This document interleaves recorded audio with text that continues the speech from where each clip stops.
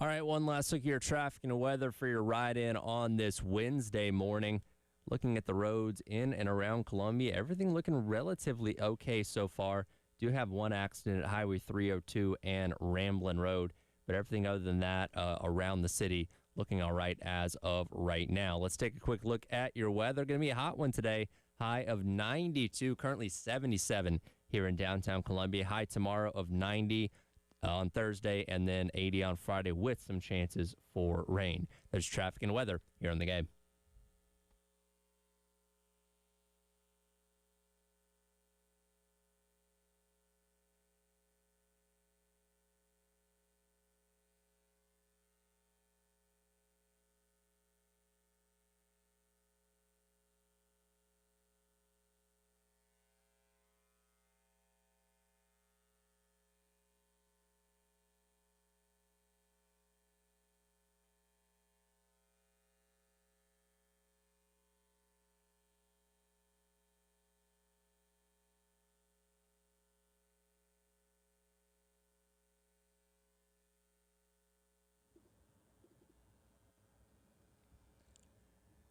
Nine o'clock on your Wednesday morning.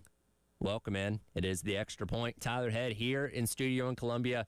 Jack Veltri at the scene of the crime in Hoover, Alabama, as the South Carolina baseball season has finally come to an end after they get eliminated last night from the SEC tournament, 11-6 at the hands of the Tennessee Volunteers.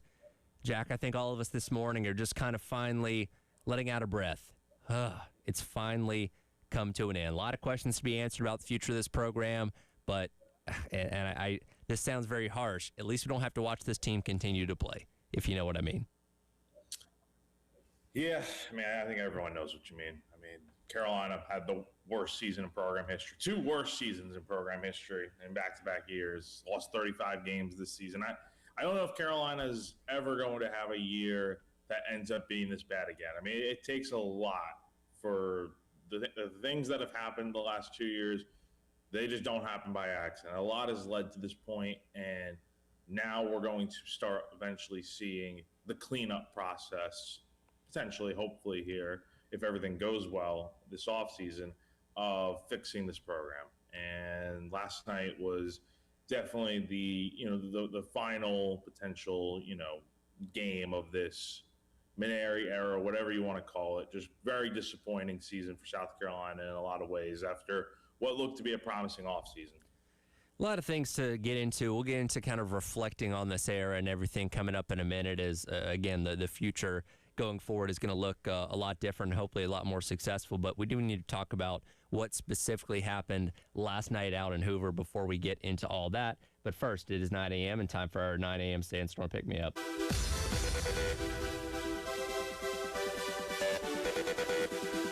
Time to get hyped. Here's your 9 a.m. Sandstorm, sponsored by George Sink Injury Lawyers. Just call all nines.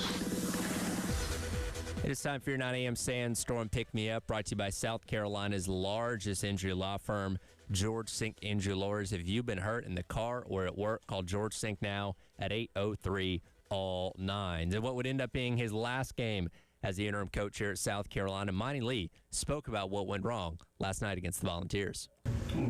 Congratulations to Tennessee. They did such a good job tonight offensively. A lot of two-strike hits. They did a great job of just using the whole field, offensively. Hit a lot of balls hard the other way. A lot of two-strike hits. I just thought they did an outstanding job offensively, when you're down. And we did make a couple plays early in the ball game. But ultimately, the difference was, when you give up, 6 in an inning, a big inning there early in the game, when you get behind, it can make it really, really tough on you. And I thought our guys, we responded pretty well offensively. I thought we had a pretty good offensive night, especially with this guy to my right, Pat Evans. I think everybody got a chance to see just how special an athlete he is, and when he puts it all together, he's a very dynamic player, and it certainly showed tonight. But I thought we swung the bats pretty well. 11 hits, 6 runs. Needed to be better defensively. We needed to make a couple plays that we didn't make, but ultimately we just got hit, and we gave up too many hits, too many runs early in the ball game. We fell behind. We didn't do a good enough job of executing two-strike pitches And ultimately, when you fall behind against a good club like Tennessee, it's going to make it tough. But they were the better team, and wish them well moving forward. Jack, you like going to concerts, right? Yeah. Well, you like, when you go to a concert and maybe for your favorite band, and they kind of play the hits, they play all the songs they're best known for, number ones, things that got played a lot on the radio or have a lot of streams on Spotify or whatever. It's kind of what those bands are known for that the crowd there is going to be really into. I felt like last night watching South Carolina play this game, they very much played the hits for what we know them for this season. Yeah, they did score 6 runs and got 11 hits. They also struck out 13 times. Braden Stone struggled in his start last night, 2 2/3, 9 hits, and 5 earned runs allowed. And then, my goodness, the errors. And if you needed a snapshot for what this season was, when Tennessee scored their 9th run in the bottom of the 4th inning, a 6-run inning for them, the exchange between KJ Scobie, Talmadge LeCroy, and Zach Russell in that rundown at the plate was just a perfect summarization of how bad this season was. Yeah, defensively was just awful yesterday. You can't do anything but laugh, man. It's so silly, and that's not even without mentioning it didn't go down as an error just because it was it just played out. But that throw from right field from Uhas to LeCroy, and he couldn't hang on to the ball, play at the plate that he probably should have made. That's another play there. And look, that one error there that you just brought up with LeCroy, Scobie, and Russell. It does summarize the season. It's bad. I don't know if it's the worst play of the year. I still think that bunt double at LSU is just, I just cannot fathom how bad that was. But speaking of all these errors, though, Scobie, what a disappointment. Honestly, I know he hit for more homers this year, more RBIs, more doubles. I get that. But he also progressively got worse defensively this year.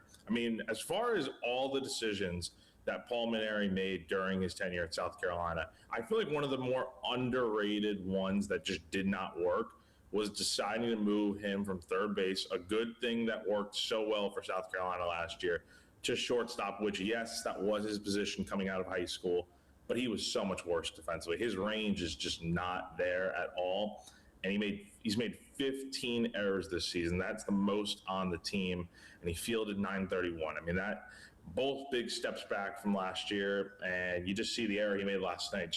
I think it was a fairly routine ground ball hit to shortstop, and can't make the play on it. I feel like I've seen that a lot this year. So just not a good night for the Gamecocks defensively, but they're not a great defensive team at all by any means. It might take some digging to do this, but I would imagine 15 errors by one player, that's got to be in the realm of like a program record, right? I would think. It's got to be up there, I would think. I have no idea what that is off the top of my head, but I got to imagine. It's for South Carolina, though, it's by far the team worst this season. Yeah, no doubt. And again, last night was kind of a perfect summarization of everything that went wrong with them this year. With those errors, you had 4 unearned runs, right? And even the earned runs that you allowed in 7 would have still been enough for Tennessee to win this game. But most teams don't go through an entire series, maybe an entire week, allowing 4 unearned runs, and you did it in 9 innings last night, and obviously got yourself eliminated from the SEC tournament. As expected, though, last night there was a delay. It was about an hour later than first pitch was supposed to be because game number 1 ran long. I saw that the late game last night between LSU and Oklahoma, didn't end until like 1:30 our time. I guess 12:30 local out there. Yeah, and LSU ended up winning last night. So the Tigers, they always get a good crowd out there in Hoover. So, definitely not a surprise there. Couple lower seeds, Missouri winning game number 1 yesterday, and then LSU winning the late game last night. Again, do I expect either one of those teams to run all the way through the tournament and win the thing? No. But for day number 1, they at least did what they needed to do. Yep. And, as for South Carolina, season comes to an end. Not a surprise, really, at all. And now you really start jumping into, look, forget about hiring a coach. That's obviously we've known that's the case here for the better part of 2 months now. This is such an important offseason for so many other reasons beyond just the coach is obviously the main part of all of this, obviously. But I really do think this offseason is so critical from the standpoint of you got to figure out where the heck you got to start. Like, as far as players go, which ones do you really want to bring back? Because after the last 2 seasons where you suffer the most losses in program history in back-to-back years, and I know a lot of the players from last year's team are not here this year, but, there's a lot of new players in here this year that just did not pan out. And I think that goes back to the recruiting. I think the recruiting, for all intents and purposes, just stunk the last 2 years. And, I think it was truly a big mistake, stripping Monty Lee of, his recruiting coordinator title when Terry Rooney came in with Paul Maneri. And, recruiting here, just the transfer portal guys, I mean, we could spend all day running through them. I mean, most of them just did not pan out in any significant way, really, at all. So, you got to go back to the drawing board this offseason with whoever the new coach is, whoever the new recruiting coordinator is. You've got to get better with players, and you got to figure out which ones are really worth keeping and bringing back. Because I could expect to see a lot of turnover. It would not surprise me at all if only a few guys come back.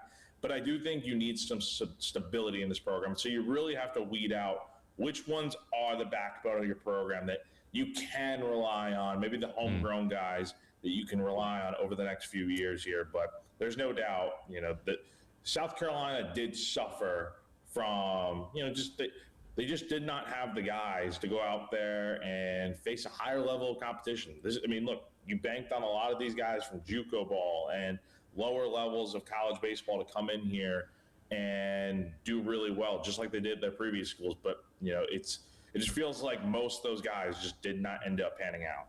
And as Monty Lee said last night, he's going to continue to operate like a head coach until told otherwise. So as they're coming back, I imagine they're on the road right now. I know you're going to get on the road shortly to come back yourself. They'll do the exit meetings and all that kind of stuff. And he said he'll try and encourage guys to stick around and wait it out. But the transfer portal does open up a week from Monday, and you're going to have a lot of guys that very likely may not have a head coach hired by then. They're going to opt to jump in the portal and try their hand somewhere else, and we'll see who decides to stick around to see what coach ends up getting hired maybe a couple weeks from now, especially if you have a coach that goes really deep into the postseason before you end up hiring him. So we'll see. You'll be writing a lot of stories about guys, coming in or staying or committing back or whatever it may be. So we have a busy time keeping up with all that as we wait on the next head coach to be hired. Yeah, so exit interviews are going to be this week. Monty did say yesterday. I did ask him, though. I was curious before he got up out of there. What? And I know we don't have a ton of time here to play the audio clip, but I'll sum it up basically of what do those exit interviews look like this week? Just for the guys that what is your advice to them kind of going through this, because they don't know who the next coach is going to be. So that may impact, whether they want to transfer or stay or whatnot. And some guys are going to hit the portal no matter what, just because I think a lot of them, it may just come down to the fact they just didn't play it all this year and they need to seek a home elsewhere probably. Some guys may just want a fresh start and whatnot. But, his thing was that, just wait to see what happens with the coaching hire, whether it's him or somebody else, and then make a decision from there. So, I don't think it's as simple as, a lot of guys are just going to enter the portal and that's it. Like, that may end up being the case, but it won't be, until the coach is hired. I just think a lot of those guys would be doing themselves a disservice, whether they are here or not next year, just entering the portal right away without seeing who the next coach is. Because, it could be Monty, it could be Kevin Schnall, it could be Dan Fitzgerald, it could be so many different people. Right. And I think just waiting to see what happens makes a lot more sense. Yeah, we'll get to our head coaching head-to-head coming up a little bit later on in the hour as Dan Fitzgerald continues to move on in this competition. But coming up next, we'll kind of really reflect back on what these past 2 years have been. And this is the Paul Maneri era. I know Monty Lee coached the back half of this season, but this is all the responsibility of Paul Maneri. So we'll kind of reflect back on the entire Maneri era coming up next and how we got to this point of where this program's at as of right now. It is the Extra Point. Tyler Head and Jack Veltri on your Wednesday on the game.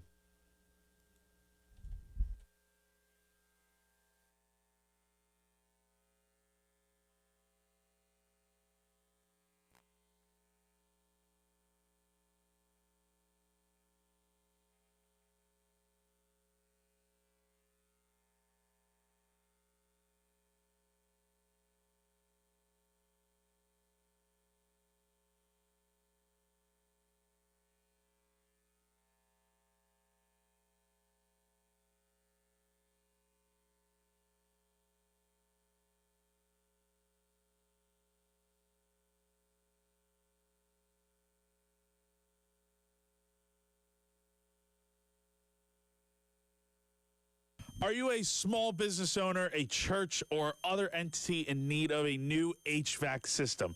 Well, AAA Heating and Air has exciting news for you then. AAA now offers financing to qualified organizations to aid them in installing a new light commercial HVAC system. It's as easy as calling AAA Heating and Air for a quote or finding them online at callAAAtoday.com. Tell them Jack from 107.5 The Game sent you. At AAA Heating and Air, they've got your back. They're offering up to 12-month payment plans on repairs with no credit check required. That's right. No need to worry about your credit score in this case. As long as you're a homeowner with a valid bank account, you'll be good to go.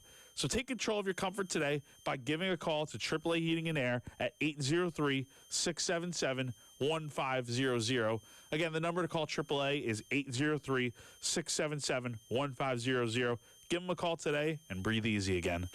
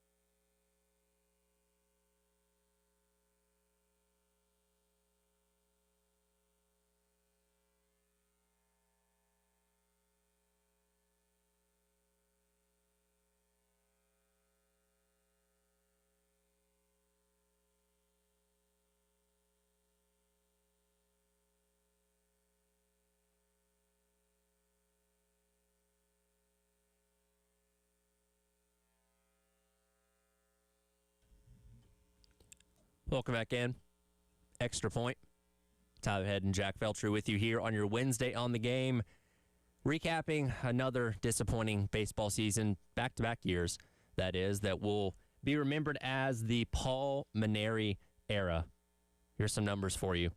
In the 2 seasons, and this counts the SEC tournament as well, South Carolina, 13-49 against SEC teams over the course of these past 2 seasons. And against Power 4 competition, 14-56. right? The lone accomplishment of Maneri's time here was the fact they didn't lose to any mid-majors last year, which quickly changed this year considering how many of those games they did end up losing. But there's not even an ounce of positive spin you can give to these past 2 years. It's been a disaster. Paul Maneri was the absolute worst hire you could have made, even though he had a great resume, and he has taken this program many, many steps back from where it was when he took over in the summer of 2024. And whose fault is that? I would argue he's a great baseball coach here. That is what he should be remembered for. I implore everyone to remember him for that. But I do think, ultimately, at the end of the day, Ray Tanner will be remembered partially for just the disastrous hires that he made at times as athletics director. And that's a big part of his legacy. I think you got to separate the two, but great baseball coach, not a great AD. And yeah, hiring his old buddy Paul, I mean, look, I just don't know where it went wrong in that last hiring process. Obviously, I think it's clear that, there was, some push for Monty to get the job in 24. But ultimately, at the end of the day, that didn't end up happening. And Maneri gets the job instead. Board approves that. I think that was a lot. At the time, I've said it before, and I'm not, shy about saying it. I did say at the time, I thought it was a very good hire.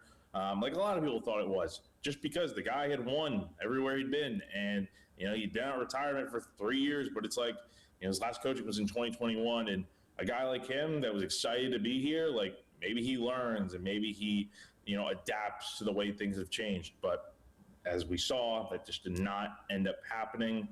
If anything, I think he regressed just in terms of everything. And so many countlessly poor decisions were made with this program. Heck, there's a whole article that John Whittle details about all that stuff that went wrong last year. And I believe a lot of it, ultimately was true from what I hear. But, at the end of the day, you had to move on from him. I think you kept him a season too late.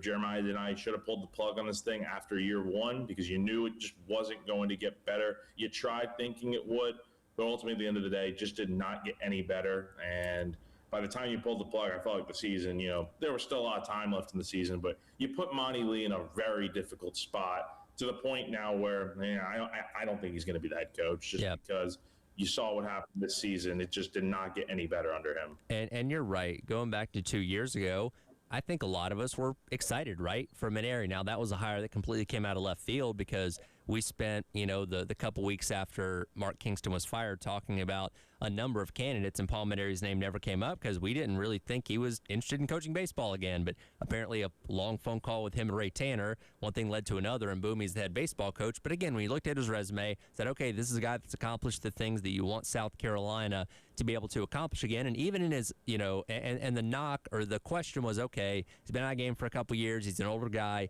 Can he adapt to the new game of baseball in this current age of college sports? And he even said in his press conference, like, hey, I'm going to make sure I surround myself with the right people, and we're going to make sure we do all this so I can learn along the way, essentially. And that didn't happen, right? And then we learned things from Whittle, last summer that, they were not even using some of the technology that was sitting there waiting for them able to use that other programs around the country. Again, he threw players under the bus. He threw assistants under the bus. He just never took accountability for this disaster. And here's the thing. Paul Maneri is going to still be a college baseball Hall of Famer one day. Nobody denies that. This isn't going to tarnish his legacy by any means, but it may take a while to really undo all the bad things he did for the South Carolina baseball program. And I get it. He doesn't care. He's back in New Orleans with his family, living in his mansion. He can badmouth this program all he wants from now through the rest of his entire life. But you can't deny what he did was completely do a 180 from where this program was to where it is now. An absolute disaster. I mean, it's insane how bad this program has gotten because of him. Everything that has gone wrong, ultimately, at the end of the day, does fall on his shoulders. The fact that Monty, Monty won more SEC games than Paul ever did in his entire tenure at South Carolina. So I think credit needs to be given for that. Monty also did what he could to mitigate the storm that was the disaster of this era. And look, the results weren't great. I don't think you can completely hold it against him, especially when you look at the fact of, like, Monty was not in charge of this offense the last year and a half until he stepped in as the interim, head coach. He's not in charge of recruiting. Like, sure, he recruited some of these guys, but at the end of the day, that decision goes through Terry Rooney and Maneri. Like, who's to say that Monty did not want X, Y, and Z guys? But at the end of the day, Paul and Rooney have the power to shut that down if they want to. So, I think people, don't understand that part of it when they say, "Oh, don't hire Monty. He's a terrible coach. He's a part of this problem." Yes, he is on staff here, but there are deeper issues that go well beyond his control. And this is not me saying he needs to be the head coach at all. But what I am saying is that, when you look at why this era went so poorly, you cannot help but start with the guy at the top that was hired to be the guy to take this program to Omaha. Instead, he took it, 50 feet under rock bottom. And look, like you said, Monty Lee was put in a tough position when he had to take over back in March, and he had the opportunity to coach himself into being a serious candidate for this job. That didn't end up happening. I think a lot of things working against him there, and I think we all share the sentiment of, like, we like Monty as a person. Like, Monty is a good dude. Monty loves this program. Monty really cares about these players, and he took accountability in ways that Paul Maneri never did. Unfortunately, the results aren't there, and he doesn't have the resume that I think warrants him being the head coach. But I don't think there's anybody here that is, going to speak ill of Monty Lee outside of just the coaching record itself. Like, this is a guy that can still show his face around Columbia for many, many years to come because of what he has meant to this program and him trying his best. And you can see that with what they've done in the back half of this season, even though the results obviously weren't there. Like, he gave it all he had. The results just obviously weren't there, but he's still going to be somebody that is going to be thought of very highly around here, not like Paul Maneri. Again, Paul Maneri shouldn't set foot in the state of South Carolina ever again, quite frankly, because his health is probably on the line at that point. Yeah, I mean, shoot, I don't think he'll ever be coming back here. I think he's probably all moved out of his little 2-bedroom apartment by now. But, and you know what? Monty, at the very least, I do think he's going to end up getting an interview for this job. He'll meet with Jeremiah Donati, I'm sure, this week when they get back and whatnot, and kind of go over things and then, go through the interview process. I would imagine that's going to be the case. I think he deserves a chance to interview. I mean, he mentioned it, Matt, last night, looking at, why he should be the next head coach. And I think he laid out a very thorough, very detailed, very good plan, honestly, with Jamie Bradford the other day over at the Big Spur. Like, did a really, just thorough, in-depth analysis of, like, what his plan would be for the program, from, like, getting the alumni back involved, making changes at Founders Park, improving the weight room, like, on the field differences, coaching staff changes. Like, there's so many little things that, like, would get you excited. But a guy that has a plan, a guy that wants to be here. He's got all the right qualities as far as what you want. And, I'll even look at it. You look at his track record. He's made the postseason 8 times. He's gotten to a super regional. His record's pretty good. He's got like over 600, winning percentage. The problem at the end of the day is that, he did get fired from Clemson after, 2 seasons where he missed the postseason. And look, at the end of the day, I think a lot of people are going to hold that against him and make that a reason for why he should not be the head coach, especially when you have a lot of other candidates that are probably better than him out there. So I don't think Monty would be bad at all for this job. I think with the right vision for the program, and getting a fresh start to do his thing, I think there is potential for this that, not everyone wants to see. But ultimately, will it get there? I'm not sure. But, at the very least, I think he's going to have a chance to interview for this job and throw his hat into the ring as far as, what went wrong this last 2 years and why he's the guy that can fix it. Yeah, and I certainly think I can speak for everybody when I think we all wish him the best of luck, and I think we all want to go see him succeed somewhere else, whether that may be as a head coach and assistant or whatever, that is. Hopefully not somewhere in the SEC that is going to be against Carolina. But again, good dude that did his best and, again, is thought of highly by most people in this fan base. And again, we'll see where he ends up after this. And we're about to get into our head coaching head-to-head coming up next as we really turn the page away from these past 2 seasons, look ahead to the future. I'll say this. I really hope this is rock bottom. I really hope today is as low as it gets, and it's all up from here. Fingers crossed the right hire gets made, and we start moving in the right direction going forward. I think we're in for, it will be rock bottom ultimately, but I do think it's going to take some time before this program really gets back on track. So, it's going to take some time. That's what a rebuild's for, but you get the right coach in here, things can happen. Next head coaching head-to-head up next as your extra point rolls along here on the game.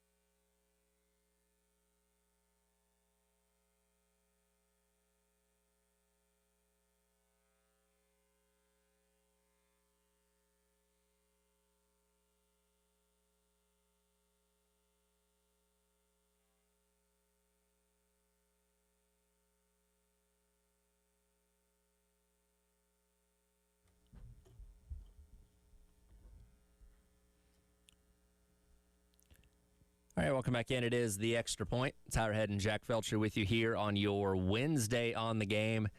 Turning our attention to the future of Gamecock baseball now as we continue on with our head coaching search head-to-head gauntlet.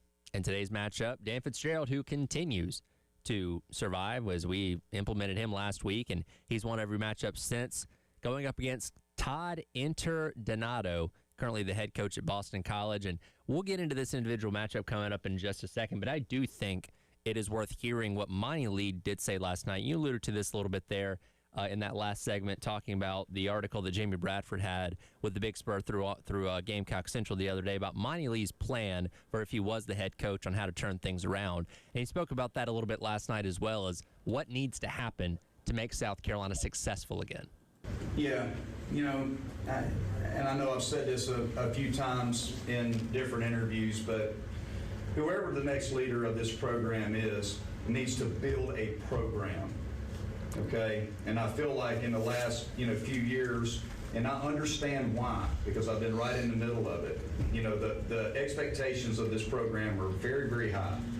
And we have tried really hard to put together teams every summer, put together teams. And when we build a foundation that's rock solid in this program, whoever the leader is, of bringing in high school players, we need to get back to recruiting kids in the state of South Carolina, kids closer to home, like a Pat Evans who will run through a brick wall for the program. We need more guys like him where it's personal to them, the success of the program. We certainly have to continue to recruit out of the portal and junior college. That's not going to go away, but I think to build a program, just building the classes, from the ground up and letting the kids grow up in the program and recruiting kids that, have a burning desire and a passion to play for South Carolina would be what I would recommend, to the next leader. Those, and it's got to be someone who, this is their dream opportunity. It can't be a financial situation, quite honestly. I've seen how that goes too. It's got to be, I want to go to South Carolina no matter what they pay me, because that's where I want to be. I know the tradition. I know all the success that the program's had, and I want to be a part of that. I think you've got to find someone who is super, super excited about the opportunity and not looking at it as a step up in regards to, money and all of those things. I think that's a big deal. Got to find a guy that's got a burning desire to be here. Monty Lee's not going to be the head coach here, but whoever is, I say there's your blueprint, and if you follow that, hopefully that means success, because I think he laid out all the things that have been an issue these past couple of years. All you gotta do is literally read that article where he literally lays out step by step what his plan is going to be, and then look exactly at the unmitigated disaster that Paul Mainieri led, as far as what you should do as the coach here at South Carolina and what not to do. I think it's pretty clear that you gotta get it goes far beyond wins and losses and who you bring into the transfer portal. I guess those are quintessential factors that matter the most, that you need to get right in order to do well in this job. But I think we've seen it the last few hires here at South Carolina, and Monty's a stark difference from a Mainieri or Kingston, where those guys just weren't very involved in the community and just did not seem like Mainieri, more so than Kingston, just did not seem like they really cared all that much about being at South Carolina and what it means to be a Gamecock. You need someone that understands that. Otherwise, if things go bad like they did the last 2 years, you're going to have this fan base turning on you very quickly. So somebody that understands that, but also can it's kind of just crazy how it just feels like, for having such a deep alumni base of former players, it just feels like there's not enough care put into those guys, other than, hey, how much money can you donate to the program? If that's it, that's such a disservice to those guys that, right, help build this program. There needs to be more for the players that built this program over the years and decades, and that certainly needs to be a factor. So the next coach, whoever it ends up being, Monty meets all those boxes, obviously besides, the overall track record resume. He's got all the right intentions. I think it's just somebody else needs to carry out that plan But will they? Who knows? We're trying to figure out who that next person is going to be, and we get to our next head-to-head matchup with Dan Fitzgerald, who, again, has been on this for a little over a week now, going up against a newer name that's kind of popped up here as of late. Todd Interdonato, currently the head coach at Boston College, was a longtime coach at Wofford for 15 years before taking the BC job. Now, he has still not made the NCAA tournament, though that will change next weekend with the regionals. They're a projected 2 seed per Baseball America. They were a top 25 team before Georgia Tech just completely obliterated them this past weekend to wrap up the regular season, but he has moved that Boston College program in the right direction in his couple seasons there. Yeah, it was. I mean, look, for him, that's the main thing that does go against him here is like the fact that it's taken him this long to make the tournament. And look, I understand it's a lot tougher to make the tournament at a mid-major school like a Wofford, so I completely understand that. Like Wofford had some really good seasons his final few years there. He won 36 or more games, and if you take out the COVID season in his final 5 seasons on the job, which is ultimately why he ended up getting the Boston College job in 2024, led Wofford to a 42-win season in 22 and then a 40-win season in 23. And then obviously the next year after Interdonato left, Wofford made the NCAA tournament. So, look, he did a good job at Wofford. Boston College right now, 2 losing seasons in his first 2 years.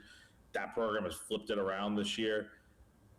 He's another guy that you can look at as a guy that has led a bit of a rebuild here because Boston College does not have some great, rich tradition, college baseball history. They haven't made it to the College World Series since 1967 and have only won one ever regional in 2016. So this program is doing things this year that are, much different. They're going to make the tournament. They'll probably be a 2 or 3 seed somewhere. But I think as far as it's 1 year is the way I look at it. Right. It's kind of like a Ramsey in a lot of ways, except the situation is much different because unlike Interdonato, Ramsey did not lead some massive turnaround at Georgia. He just kept the good thing rolling. Fitzgerald has led the turnaround for one, and he's having more success on top of it, which is kind of what you want for your next coach because it's going to take probably about a year or 2 to get this thing back on track to get it to where South Carolina is at least finishing 500 or better or making the postseason by hopefully 2028. Then after that, you got to go on, really start to put it together and make it, get back to a regional, get back to super, get to the College World Series within the next few years for sure. Fitzgerald is farther along in that process, and shoot, he might be able to get, past the regional round this year with Kansas potentially hosting. So I still like Fitzgerald. Interdonato has done the legwork to get to this point and be on this search list, but at the end of the day, I do think Fitzgerald has just proven so far that he can lead the rebuild and make sure their success after the rebuild is kind of complete. The one thing Interdonato has in his favor is being a former coach in the state at Wofford, which obviously means he has good recruiting ties here.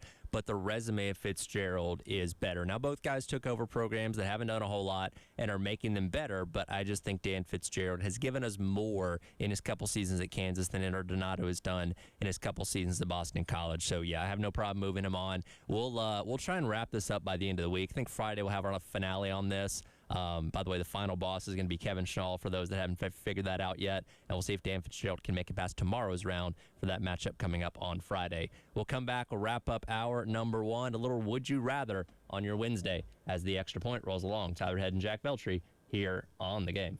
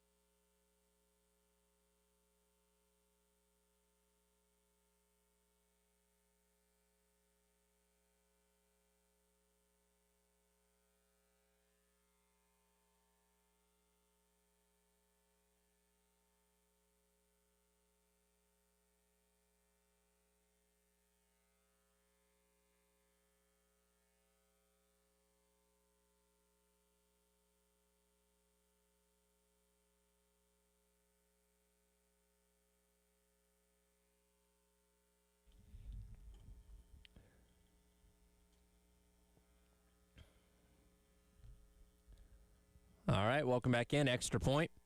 Tyler Head and Jack Felcher with you here on your Wednesday on the game. Wrapping up hour number 1. Jack has been on the scene in Hoover for 2 days now. He'll be departing quite literally as we're wrapping up the show here. Coming up later on in the hour for the long drive back. Anything you've got to experience in Hoover besides the Met? No, not really. Is there anything to do in Hoover besides the Met? Not really. I mean, I worked out. I went to eat. I mean, I didn't really. I was here at the hotel most of the time. I mean, I really just didn't do a ton. Like, it's nice. Like, Hoover's it's not like this remote place where there's like nothing going on here and you got like one street of things to do and that's it. Like, now it's popular. It's kind of like Columbia a little bit, but just missing the city part of it really. But overall, I always enjoy coming out here.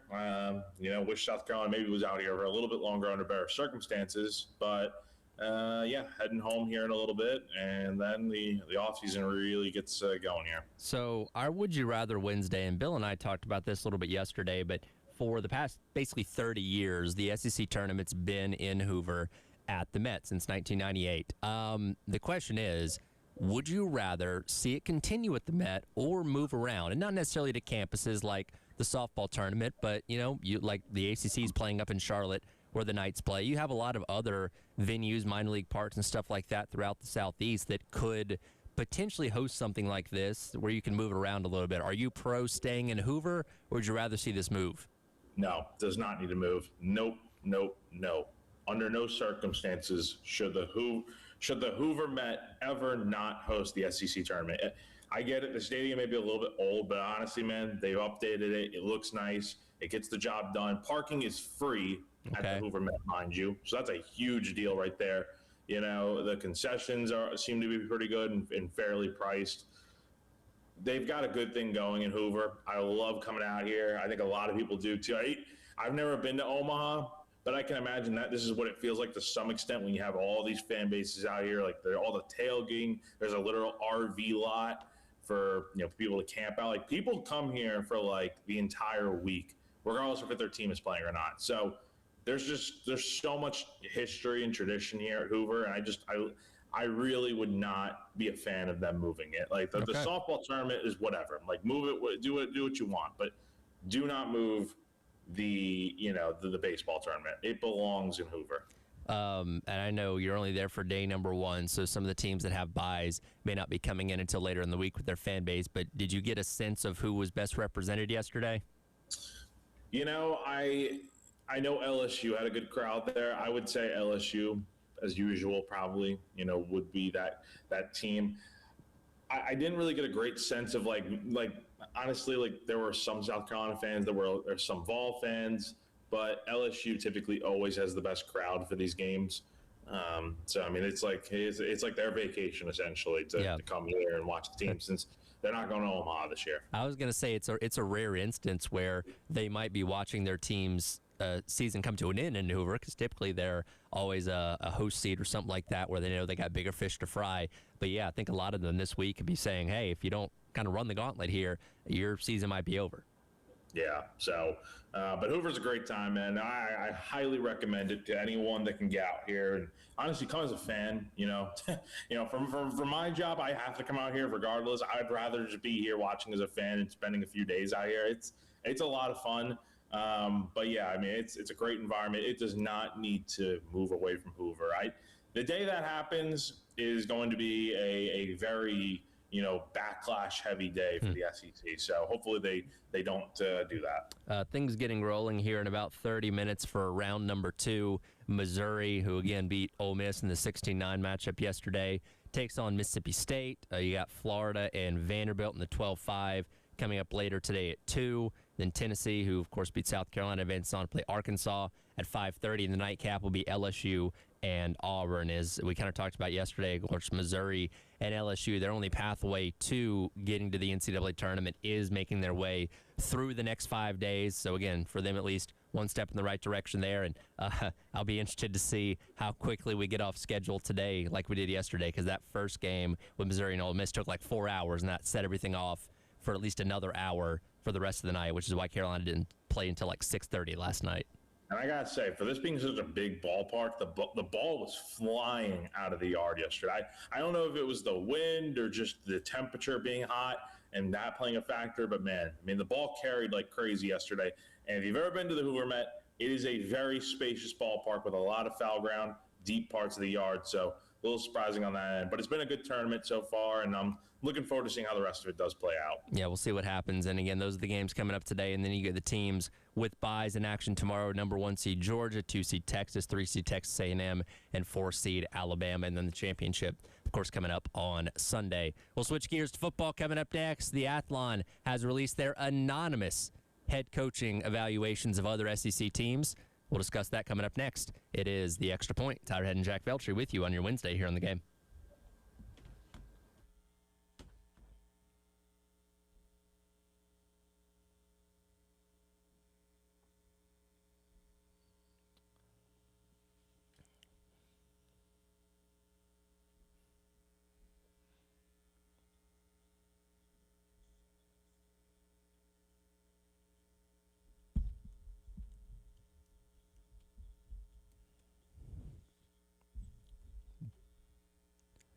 All right, here for our friends over at Twin Peaks. Well, unfortunately, South Carolina sports have come to an end for this sports calendar year at least, but there's still plenty of great sports action going on. You've got NBA playoffs, you've got the NHL postseason rolling on, Major League Baseball, more college baseball happening, sans South Carolina, of course, and only one place to take in all that amazing action. That's with our friends over at Twin Peaks. I tell you about it all the time. I'm not lying. They quite literally have TVs everywhere. You can't look around without seeing a TV with some kind of sport on it, no matter the time of year. They got a restaurant right down the street from us here in the Vista at 600 Gervais Street. Get yourself down there, order some food from the kitchen, grab yourself a 29-degree draft beer to wash it all down, and take in whatever sports you want to watch with our friends over at Twin Peaks. Eats, drinks, and scenic views.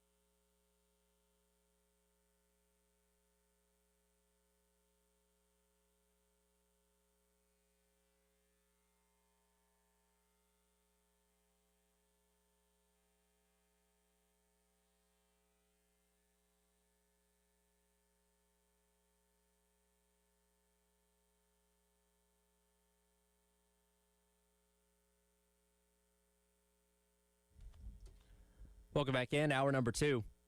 It is the Extra Point.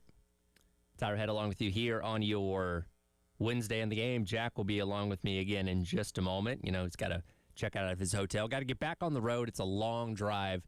5.5 hours, I think, back from Hoover as he comes back from the final road trip. It's going to take for a while, right? We're 108 days away from football season kicking off and even a few more weeks away from Carolina going on the road for the first time. So he can finally settle in for the summer a little bit, not have to drive here, there, and everywhere like he's been doing for all these sports over the past handful of months. And we certainly appreciate the coverage that Jack brings to all of us for GamecockCentral.com. And again, he won't be having to do too much of that over the course of the next couple months. Speaking of football, by the way, as we get through this long off season, we're over halfway through it, so hopefully it'll be here before we know it. So once you get down to like 100 days, I feel like it starts to pick up a little bit. And you know, we'll do our 100-day countdown and all those kind of things that we've done in the past couple of years to hopefully help time go by a little bit quicker. And as we go into what's going to be, once again, another very pivotal season for Coach Beamer, as quite frankly, his job's on the line, right? You know, he set the standard of, hey, we're going to be in the mix for the college football playoff and all that kind of stuff. And I think, you know, most of us would agree you don't have to be that good necessarily, but being an improvement and getting to a bowl game would at least be a step in the right direction compared to where you were this past year with a disappointing 4-8 season. One thing I look forward to every offseason, and look, we are into what I like to call, what I've always called, the season of list, where, you know, we're talking about the opinions that other people have about South Carolina football, you know, ESPN, CBS, national talking heads, and all those kind of things to kind of localize it and see what the consensus is from those people that cover the sport about South Carolina. But Athlon does something cool every single year where they get anonymous quotes from other SEC coaches about the programs within the conference. Now, again, we don't know who these coaches are. We don't know who said what, but coaches are going to be more willing to be a little bit more blunt and honest when they know their name's not going to be attached to something that can obviously, you know, come back on them down the line. So under the cloak of anonymity, these coaches are very honest about what they see in other SEC programs. And we'll get into a lot of these across the conference coming up here in a minute. But, of course, we're going to start with South Carolina. And, again, this is from Athlon Sports. One quote reads, "I don't know if they're going to be better. I haven't felt very good about them the last couple years, other than that they have an elite edge rusher, but they've already got a couple of tackles hurt, which could factor in. My guess is they'll be decent, middle of the pack." Again, no clue who said that. Some other coach in the SEC, but that's their blunt and honest evaluation of what they see from South Carolina this offseason and the expectations going into 2026. And, I mean, I think that's fair.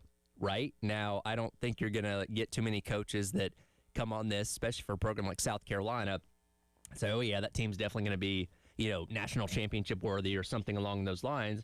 And in fact, I think when you kind of read this quote, you can look at it and say, that's more of kind of taking a dig, but being decent to middle pack is a step up from last year, right? Like if you tell me you're going to be middle pack in the SEC, you're probably around 7 wins, which for a lot of people, that's not enough, but it's a step in the right direction compared to what last season was, and I think all of us would take that compared to being 4-8 and obviously missing a bowl game. I got Jack back on the AAA Heating and Air phone lines as he's got the car loaded up and is back on the road. Jack, I was just reading the quote there from Athlon Sports about what an anonymous coach said about how they view South Carolina coming up into this upcoming season. And the part at the end was, my guess is they'll be decent, middle of the pack. And while that doesn't sound great initially, like, it's still better than what you were last year. Yeah, and I think that is a realistic expectation for this team this year, is that they should make a bowl game. Are they going to make the college football playoff? I mean, only 12 teams make it, and I don't know if I see that potentially. I think there's a little bit of a ceiling for that to be the case. I think the ceiling, I think I've said it before, ceiling could potentially be like maybe 10 wins if things really go according to plan and guys exceed any expectations and roles that they have. But more on a realistic surface, I think 6 or more wins is definitely something that really should be attainable for South Carolina. If they're not getting into a bowl game this year, then a lot of things had to have gone wrong, in my opinion. Yeah, now this coach also said they haven't felt good about them the past couple of years, which I would think would include 2024, where obviously they had their best season under Coach Beamer. So doesn't necessarily mean that's going to be the case this time around, but at least this coach seems to have been proven wrong a time before, and we'll hope and see if that happens again. The other quote that comes in, I'm assuming this is from a different coach, is in reference to Lenore Sellers, and it reads, he's an elite athlete.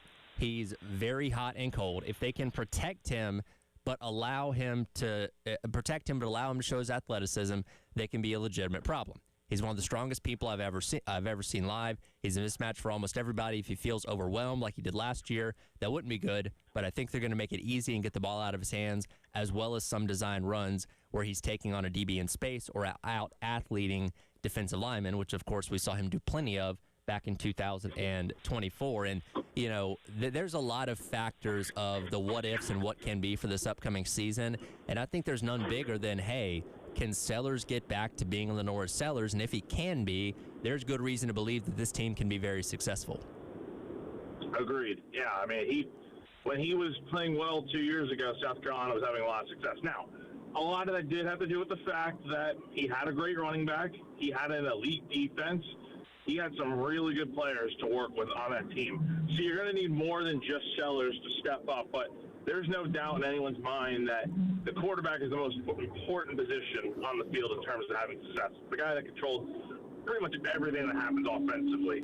If Sellers is having success with the ball in his hands this year and not taking as many sacks, not making silly mistakes, taking care of the football and making plays like he should be able to, then yeah, I think South Carolina automatically is just a better overall team and maybe a few wins better than what we expect. But others around them are going to have to contribute just as much. These transfers that you brought in, regardless of position, have got to make an impact similar to what you saw in 24. I think it's pretty interesting, and I was kind of curious to see what the anonymous quotes for the past couple of years have been about South Carolina, because, again, Athlon does this every single season. So I went back and found last year's article doing this exact same thing. And again, this was coming off the heels of Carolina winning 9 games and being in that playoff conversation in 2024. And a couple of quotes from last year stuck out to me because I do feel like they apply specifically to this year as well. One of those from an anonymous coach in 2025 said Sellers is a playmaker, but they really need to find a guy to replace Rocket, in reference to Rocket Sanders, who was the lead back in 2024. And another one here, this is the back half of this quote, says, I think the mentality here is they know they've got one season to break through with Sellers before he's gone. They're going to build the rest of the roster they're going to build the best roster they can in the short term. Again, this is what people were saying a year ago, Jack, and nobody expected Lenore Sellers to decide to come back for 2026, but he has, and I think both those quotes still apply. You got to find somebody to complement him in the run game, and you have to take advantage of him while he's here. It would be a crying shame, because I think it goes without saying that in terms of like athletic upside and pro potential, Sellers is the best quarterback this school has ever seen. And if you went through 3 years of him as a starter and like missed a bowl game in 2 of those years, that's a failure. You have to find a way to capitalize while you have this talent playing quarterback for you, because there's no telling when you're going to have a guy that caliber again. That's a failure, and that would cost a lot of people their jobs, I think. I think that's ultimately what's at stake this season is you've got to find a way to make this season successful, and it starts with better quarterback play. Of course, Lenore is the one on the field, and, you know, he controls a lot of what happens. But, look, play calling matters, you know, coaching matters, and especially in a sport like football where I think it really does, coaching can have an impact on the game. So, yeah, I mean, look, Sellers has really got to take a step forward this year, and it's up to Beamer, Kendall Briles, you know, the coaches around him to help make him the best version of himself. But, you know, at the same time, like, yeah, I do think there is something to be said about the impact that Rocket Sanders had as somebody that could run the football and take a little bit of the pressure off him. Do they have a Rocket Sanders this year? I don't know. I mean, they redid that running back room for sure with so many new additions.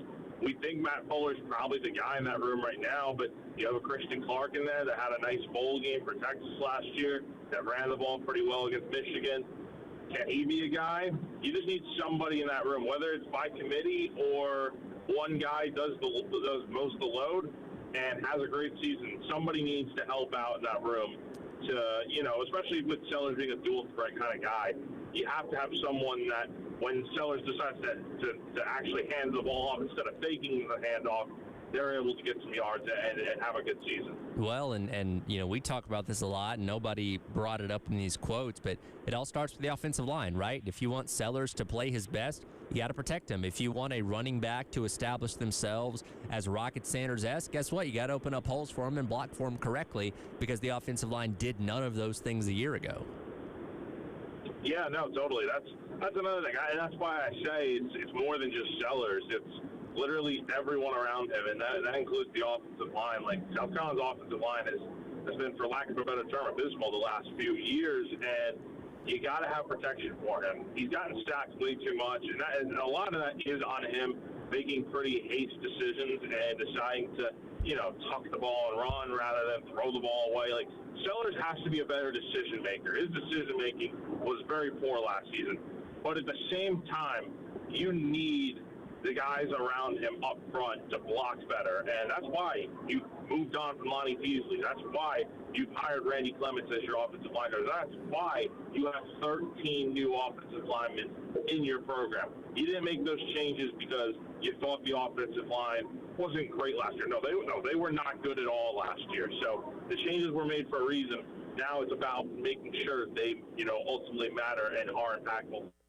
Yep. Again, as we've said many times, and we'll continue to say as this offseason goes along, make a break here for Shane Bieber in this football program, or else we're talking about, a coaching search in December or something along those lines, which we don't hope happens. We hope that they can turn things around and get back to being the 2024 versions of themselves. We'll take a look around the SEC, what other anonymous coaches said about other programs in the conference, coming up next as we continue on with the Extra Point. Tyler Head and Jack Veltri with you here on your Wednesday on the Game.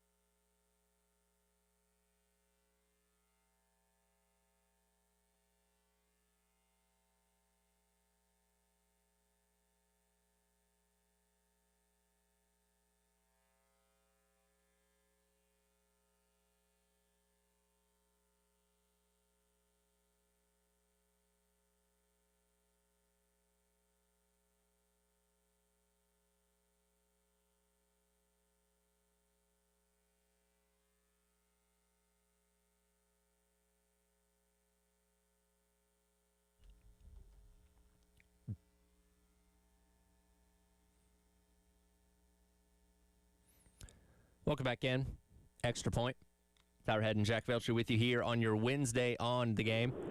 We are going over Athlon's recent article where they take anonymous quotes from other SEC coaches about programs within the conference, and we get to hear some more honest opinions on how people view these teams compared to in press conferences or other stories where they can't hide under the cloak of anonymity.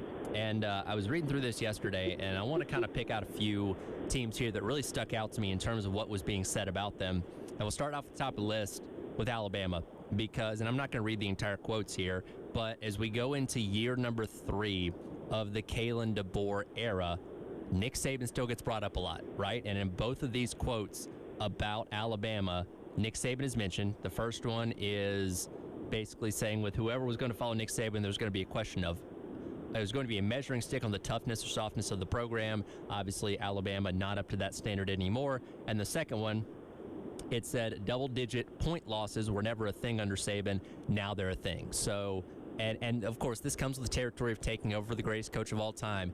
You can never escape that shadow. And Kalen DeBoer is dealing with that right now. What he's doing at Alabama would be seen as great at so many programs in the country. You're winning double-digit games. You made the college football playoff last year, and you won a game in the playoff, but you're not Nick Saban. You're not even close to accomplishing what he accomplished, and you're going to continue to get compared to him until proven otherwise. Yeah, I think we need to eventually get to a point where we differentiate the two because let's just be straight up. I mean, Kalen DeBoer, whoever, it doesn't matter who the coach is. Nobody is living up to what Nick Saban did at Alabama. That's just not happening ever, and we're seeing that immediately with Kalen. Now, if he wins a national championship, I could definitely see that happening, at some point during his tenure. I think, Alabama wasn't completely crazy to sign him to an extension after getting to the playoff. Now, is Alabama ever going to be what it was under Saban? I would say probably not. I think that'll eventually be reflected in, the draft picks and the wins, the losses, SEC titles, national championships, etc. He's not doing what Saban did by any means, but I think we have to stop this comparison of the two. And I get it. It's there to compare and whatnot, but at the end of the day, at some point, they're just, I don't know. The comparison to me is a bit much just because nobody's ever living up to what Nick did at Alabama. Well, and I think last year especially, because one thing they struggled with was running the football, which was a signature of Nick Saban teams, even later in his tenure when they were opening up the offense a little bit more to be more of a pass-heavy team. They still ran the ball very effectively. Alabama couldn't run the ball to save their lives last year, and that goes back to that physicality and toughness. Now, again, they'll make changes in the offseason in terms of bringing in talent from the portal and all that kind of stuff, but much like South Carolina, I think we have a big what-if question in terms of their offensive line and run game in Tuscaloosa. Yeah, and here's the other thing along the lines of this whole Saban versus DeBoer thing. Eventually here, I don't know how, I don't follow Alabama football too closely, these days, but I do, wonder, how many players are still Saban, players at Alabama currently. I feel like we're kind of, this will be year 3 with DeBoer. This is probably one of the last years, if not next year, it's probably the last few years of any guys with Saban ties to Alabama as far as players go. And, at that point, then it's okay, it's DeBoer's team completely full on. He recruited all these guys. He brought in all these guys. If you want to still compare him to Saban and, look at what he hasn't done versus what Saban did, sure, fine. But, I think we got to get to a point here where, DeBoer's his own man and, doesn't need to necessarily live in the shadow of Saban because that's not doing him any good. But I understand it from a fan base perspective because Alabama has super high expectations, and that is all because of what Saban Saban did do, and they should continue to have high expectations. But I think, I'm sure some Alabama fans have tempered them a little bit after DeBoer and seeing what he's done the last 2 years. Doesn't mean they can't win a title, but, it's not going to be what they had under Saban for sure. Yeah, by the way, I'll try and see if I can figure out the answer of just how many guys on this team are still left over from the Saban era, because that is actually a question that intrigues me now.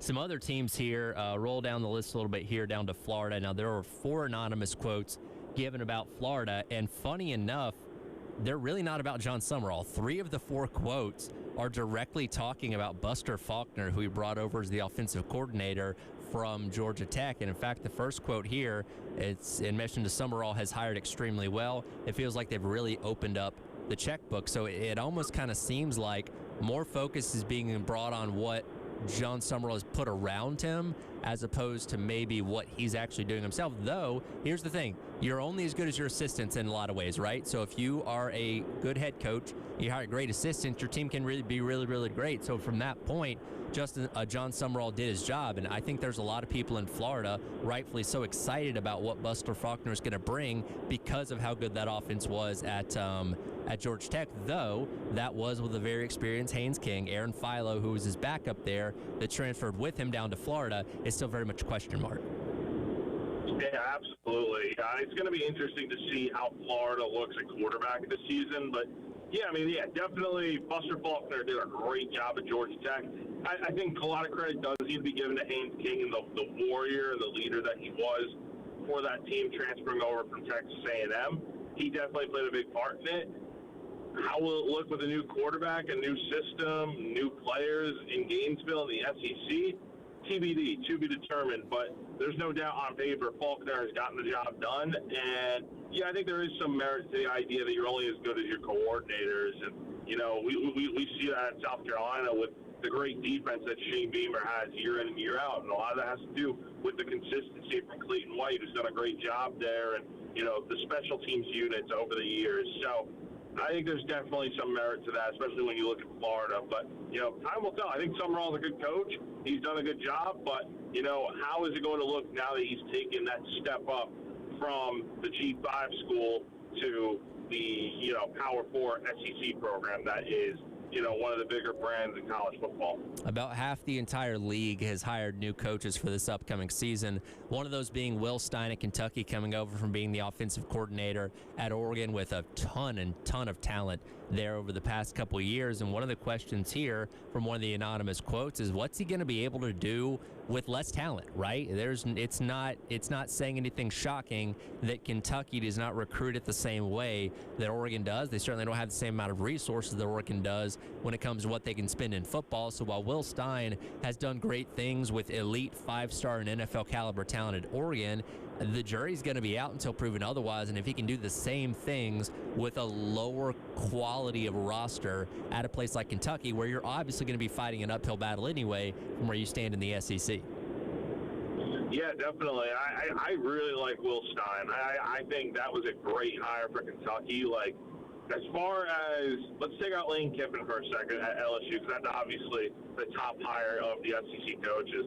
I really think Stein, give him some time at Kentucky to really get this thing going, and I think he can get Kentucky back to kind of where they were under Stoops when they were having their better seasons, 9-10 wins. Like, I think Kentucky is a good job for him, and I think that's a place where he can be very successful. It seems like the fan base really likes him out there, and, I don't know how they'll be this year, obviously, when South Carolina plays them, but, Stein's going to do a good job, I think, out there in Lexington. Speaking of LSU, by the way, the quotes about the Tigers, funny enough, don't really revolve around Lane Kiffin, very much like Florida. These two quotes from anonymous team coaches in the SEC, focusing more on Charlie Weiss Jr. and Blake Baker. Now, again, LSU had a lot of money to spend, and obviously he brought over Charlie Weiss Jr. from when he was at Ole Miss prior. Blake Baker, really good defensive coordinator as well, that had already been there under Brian Kelly. So, like any coach, again, you're only as good as your assistants, as I mentioned a moment ago, and Lane Kiffin does have two very good ones calling the plays on offense and defense. He's got a perfect situation there. I'm going to be honest, man. LSU better be in the college football playoff this year, because if they're not, talk about a total failure of a season otherwise. I don't care if they win 9 games, whatever. They need to be in the college football playoff and going on a deep run this year. With that talent they have there, with that coach, with those coordinators, 2 of the better coordinators in the SEC for sure, I really like the job that Blake Baker has done at LSU coming over from Missouri. He's a very, very good coordinator that has done a really good job turning that defense around. And then Charlie Weiss, we know what he did in Oxford at Ole Miss under Kiffin. But then there's Lane. Lane's a good coach too, but can he do what he never did at Ole Miss? And yes, his team did get to the playoffs last year, but he wasn't there coaching them in the playoffs. So, can Lane finally get to the playoff and go on a run and win? And they got to win a national championship, right? They have got to win a title during this tenure at LSU. Otherwise, what was the point? Last one here, and we'll go to the place that Lane Kiffin obviously left, that being Ole Miss. I'm not going to read this whole quote. I just want to read the last line here. This is in reference to Pete Golding. It says, a lot of people in Oxford want him to be the anti-Lane Kiffin, but he just needs to keep being Pete Golding. It's kind of the ex-girlfriend thing, right, where a lot of people want you to be the exact opposite of what your prior person was, where in this case, Pete Golding clearly plugged in and did a great job with nearly leading this team to a national championship in his first run as a head coach in the postseason last year. He just needs to keep doing what he's been doing, right? For the people that want him to be, just the 180 of Lane Kiffin, that gets you in trouble. Just let Pete Golding be Pete Golding, and I have a feeling Ole Miss is going to continue to be very, very successful because of that. And I think his personality works out there in Oxford. I like listening to his press conferences and kind of he just shoots you straight. And he's a little different from Lane, I would say, but still that little quirky personality to some degree. And he's a very good coach. I think he's done a good job there as the defensive coordinator and now taking over as the full-time head coach. I mean, he got them within a game going to the national championship last year. There's no need for him to change the way he's doing things until proven otherwise. So there's a couple ones that stood out to me. Again, you can read all those on athlon.com. They will do it for all the Power 4 leagues out there, where you can hear what coaches have to say about those teams, again, under the cloak of anonymity. We'll switch gears to some pro sports coming up next. Yep, we're going to talk about the Eastern Conference Finals game number 1 and what happened to the Cavs last night. Coming up next, it is The Extra Point. Tyler Head and Jack Veltri with you on your Wednesday here on The Game.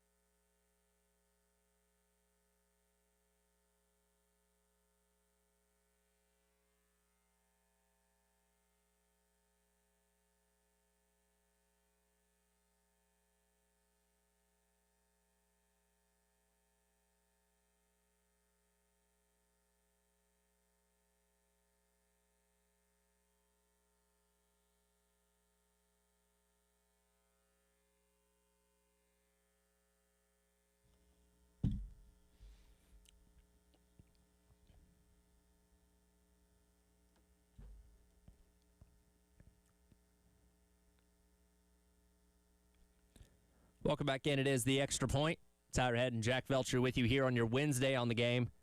I'm here in studio in Columbia. Jack Veltri on his way back from Hoover after covering the SEC men's tournament.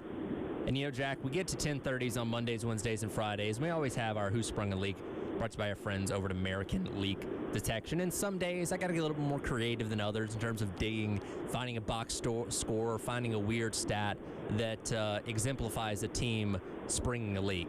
And then sometimes things fall right into your lap, because that's exactly what happened last night with the Eastern Conference Finals game number 1, with the Cavs blowing a 20-plus point lead in the fourth quarter, falling to the Knicks 115-104 in overtime. I know you were obviously tied up doing everything with the SEC tournament. Did you get to see any of this game last night? I caught the overtime period. I saw the end of that. The Knicks just dominated overtime, outscoring the Cavs 14-3 in that final 5 minutes. You know, I did check the box score while I was at the stadium, and I believe the Cavs were up by like 15 or 20 points. And I was like, oh, geez, the Knicks are going to block. But I kind of expected the Cavs to come out maybe playing well, just because the Knicks had been off for so long after sweeping the Sixers. And then the Cavs had literally just played, 2 nights earlier, winning that Game 7 out in Detroit. And it was a real thing. But, yeah, to blow that lead is pretty inexcusable, to be honest. And, that's a tough one to lose, because you could have stolen one on the road and headed back to, Cleveland, at least with, a chance to, really take control of the series. But now the Knicks, they have the momentum back, and, that's a tough thing, especially when you're on the road. Yeah, and that's kind of the debate you have as you get into these playoff series, where both the Knicks and the Thunder had gotten so many days off because they ended up sweeping through their series in the Eastern semifinals, while the Spurs and the Cavs were playing up into a couple days ago. And it looked like the Spurs obviously did it with their overtime win, and the Cavs did it for basically 3.5 quarters, kept that momentum rolling, and then the Knicks obviously locked into gear. And the pivotal point in this game is with 7:52 to go in the fourth quarter, where the Cavs were up 22 points, 93-71. Over the next basically 13 minutes, between the final 8 minutes of regulation and the 5 minutes of overtime, they got outscored 44-11. They completely shut James Harden down. Jalen Brunson goes off. Like, all the recipe for disaster for the Cavs happened. And one thing, and Terry and I were talking about this a little bit earlier, the Cavs, as regulation was coming down to an end, weren't using their timeouts. Like, again, all this momentum had shifted over to the Knicks, and still a tie game there at the very end. What does every basketball coach do? You call a timeout, try and kill the momentum, reset your team, maybe run some kind of different play, and just try and get some juice back going with your team. The Cavs didn't do that, and that's the reason why they lost the game last night. Yeah, I mean, I can't believe that Kenny Atkinson holds on to his timeouts when I think it was the Cavs were on or the Knicks were on like a 30-8 run at one point. It's just like, why are you not calling your timeouts? Like, you want to save them for overtime, great, but you can't take your timeouts with you. I don't understand that at all, especially when the game gets out of hand and before it gets too late. You gotta give your players a minute to reset and figure out a game plan. But there was no plan when this thing was kind of collapsing on its head. And for the Cavs now, I mean, they're in a must-win situation now. They have got to win Game 2 if they want this to be a series. Because otherwise, if the Knicks are going up 2-0, heading back to Cleveland, like, sure, maybe the Cavs can get the series back on track, being back at home. But you feel a lot better if you're a Cavs fan by them taking a game here at the Garden. Yeah, no, the Knicks are certainly a team, because as it got to that 20-point lead, like, I was like, this probably ended up being a blowout. Do I even need to see the last couple minutes? But I kept it on, and the Knicks are a team you can absolutely not count out, no matter how much they're down by as you get in the late stages of these games. Tonight, you move on to obviously game number 2 with the Spurs and the Thunder, 8:30. You can watch it on NBC. If the Spurs can take a 2-0 lead and steal a second game in Oklahoma City, then things start to get really uncomfortable for the Thunder. If they win tonight, they even the series back up, I think everything's fine. With the way Wemby's playing right now for the Spurs, I don't know if you can overcome a 2-0 deficit if the Spurs are playing like that through the rest of the series. I want to say this series is going to go like 6 or 7 games. And I kind of hope it does because I don't want us to be robbed of what could be a really good series here. But the Thunder have got to play better. There's no doubt about it. They have got to find a way to contain Victor Wembanyama, which is it's not going to happen. Like, you're not going to hold him in check most of the times. But you have got to do a better job at limiting. He cannot be having 41 points and 24 rebounds again tonight. That cannot happen because otherwise you will go down 2 or 0-2 in the series. If you're the Thunder, Chet Holmgren's got to play better. Hartenstein's got to play better too. You have got to body up against Wembanyama and do everything possible. Double team him, triple team him, whatever you got to do. The problem is the Spurs are a very good all-around team with a lot of good shooters on that team. They're a really tough out, and honestly, this is the real toughest challenge the Thunder have probably faced all year. And it's no wonder because the Spurs really held their own against the Thunder in the regular season. Or, you can take a page out of Minnesota's playbook and just force Wembanyama to elbow somebody and get taken out of the rest of the game. That could work too. That could work. But you got to do a better job. And what realistically can the Thunder do?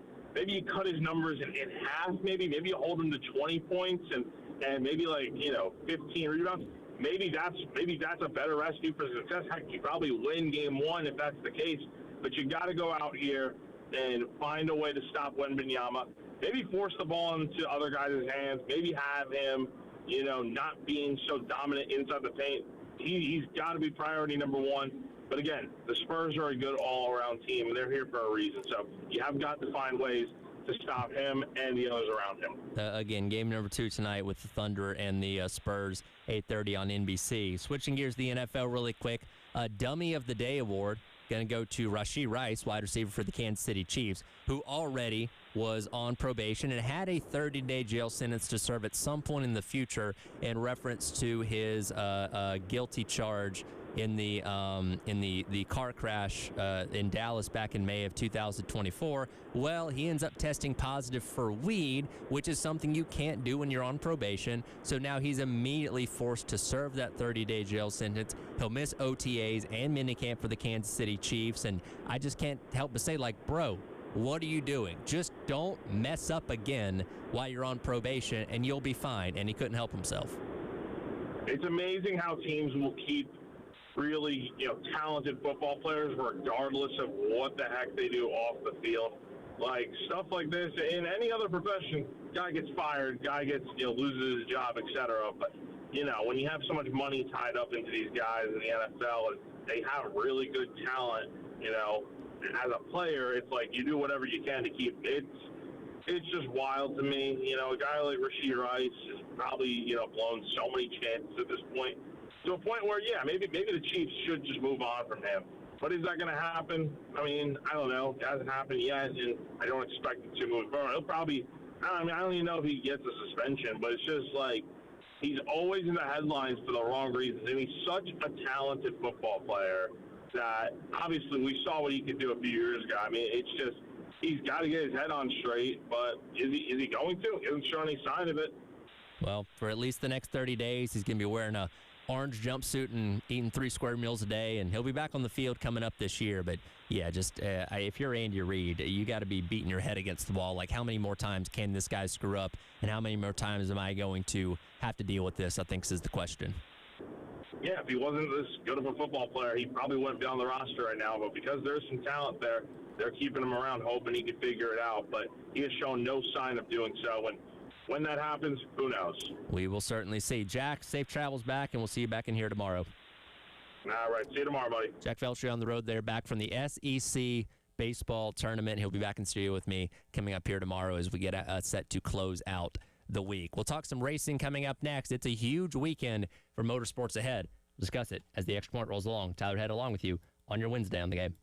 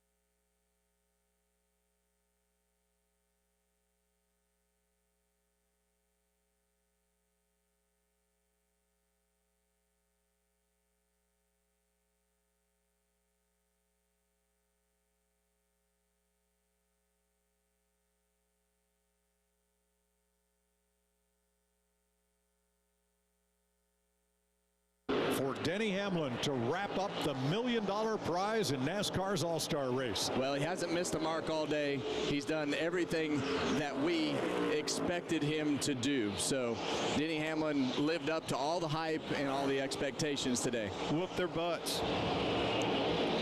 Third straight win at Dover, counting 2-point races and the All-Star. Welcome back in. It is the Extra Point. Tyler Head along with you here on your Wednesday on the Game. That was the call on Sunday for the NASCAR All-Star race at Dover. Denny Hamlin won. Second time he's ever won the All-Star race, though it didn't really feel like it. This has been a conversation going all week in the NASCAR spaces that the race itself really good. Like Dover's a track that can be kind of hit or miss. Doesn't always put on the best show. They sprayed resin on the track this past weekend, which is a sticky compound that allows multiple grooves to kind of work in to allow cars to run in different lanes, creates more passing opportunities and all that kind of stuff. And I think it worked out really, really well, but it didn't feel like the All-Star race. And NASCAR's All-Star race is something that has been around for basically 40 years at this point in time. Primarily has found its home at Charlotte Motor Speedway up the road, but starting with the COVID year in 2020, they were moving around, went to Bristol, went to Texas for a couple of years. They had a pretty good thing going at North Wilkesboro these past couple of years, but this year, with North Wilkesboro getting a points race coming up later on this summer, they needed to move the All-Star race. Dover was the only track that they could move it to, and so they did that. But it didn't really have the feel of an All-Star race, right? That and the fact that the All-Star race has traditionally always been a very short sprint type of race that features the best of the best, just race winners, champions, that kind of stuff.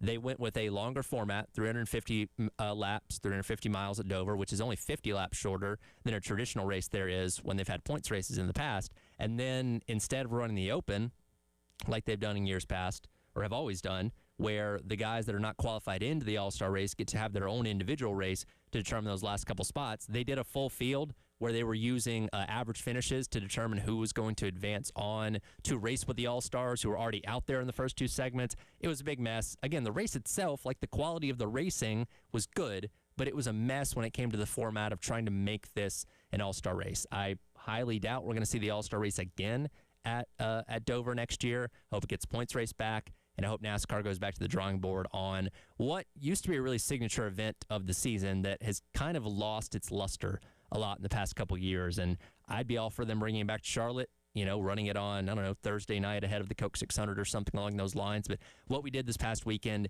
did not work. And I really hope they learn from that and can make it better next year and the years going forward. All that being said, we are getting set for the biggest weekend of the entire motorsports calendar coming up on Sunday. We have the Coke 600 at Charlotte Motor Speedway. That is the finale of the day. That is preceded, of course, by the Indianapolis 500 at Indianapolis Motor Speedway. I will get to go to the Indy 500 for the first time in my life this weekend. Very excited for it. Jen, of course, who's on vacation this week, will be there as she is each and every year. So I'm excited to get to experience this great event for the first time ever. It's been a really exciting month of May. I've always had the Indy Grand Prix the other week. Qualifying this past weekend, Alex Palou, defending winner of the race, sits on the pole for the second time in his career.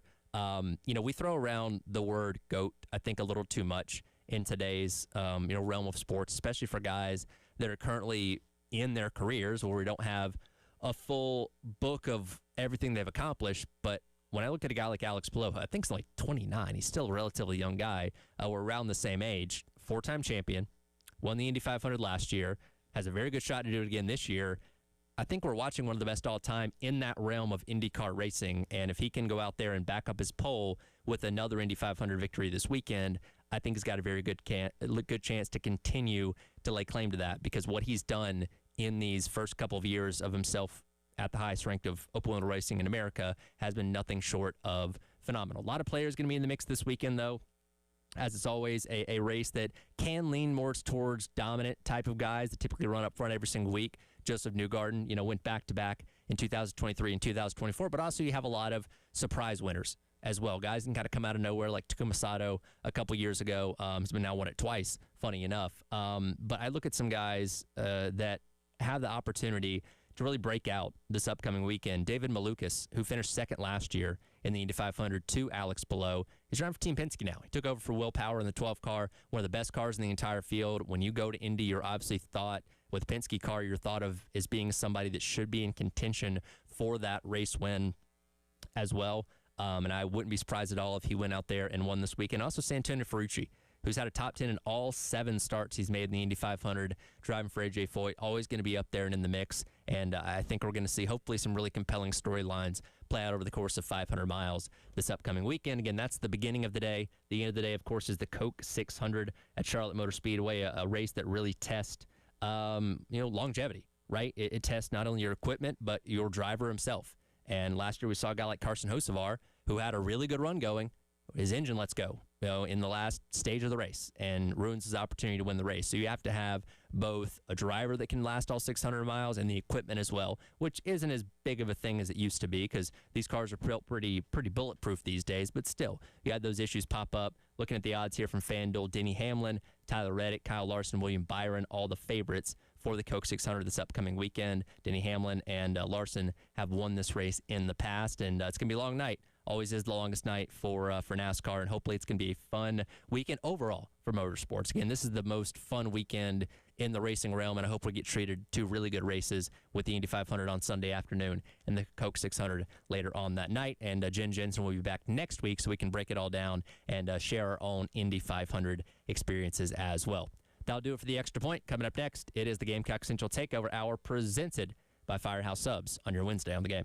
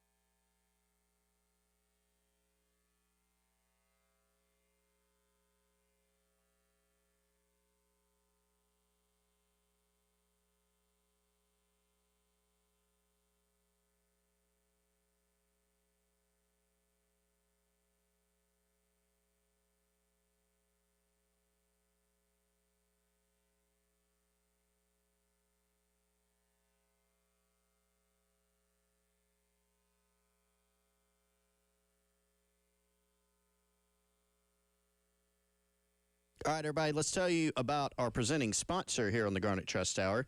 It's our friends over at Krantz Cooling, Heating, and Plumbing. KrantzCooling.com, K-R-A-N-T-Z, cooling with a K.com. You've heard us talk about them here on the program every single week. HVAC service, local, reliable for your home or your business. Repair, maintenance, and installation. They've been out to my home for new installations, for maintenance, for repairs. They've been out to Wes's home, too. You can trust Justin Krantz and his local family-owned business since 1983. They've been helping Midlands families and businesses with any of their HVAC needs. We're excited to say how they've added plumbing to the business. So whether you have heating needs, air quality for your indoor spaces, or plumbing needs now, 803-672-3224 or KrantzCooling.com. Give them a call today for any of your heating, cooling, plumbing needs.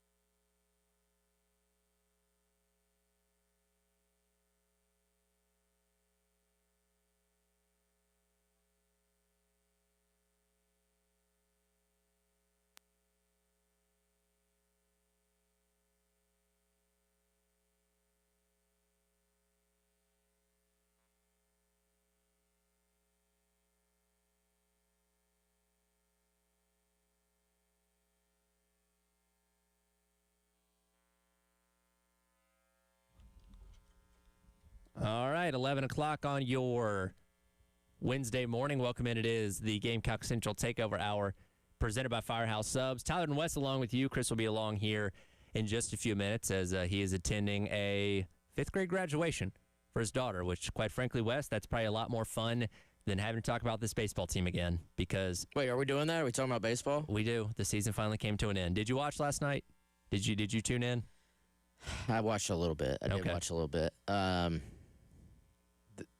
microcosm of the season on a couple of those plays, man. Good grief. The play in the 4th inning when Tennessee scored their 9th run on what should have been a pretty routine rundown between third and home plate, I almost felt like I was watching a Three Stooges skit where they're just falling on top of each other, slipping all over the place, balls coming out of people's hands. Like, I don't think you could have choreographed a goofier-looking play, but unfortunately that was, for a lot of people, the microcosm for the season.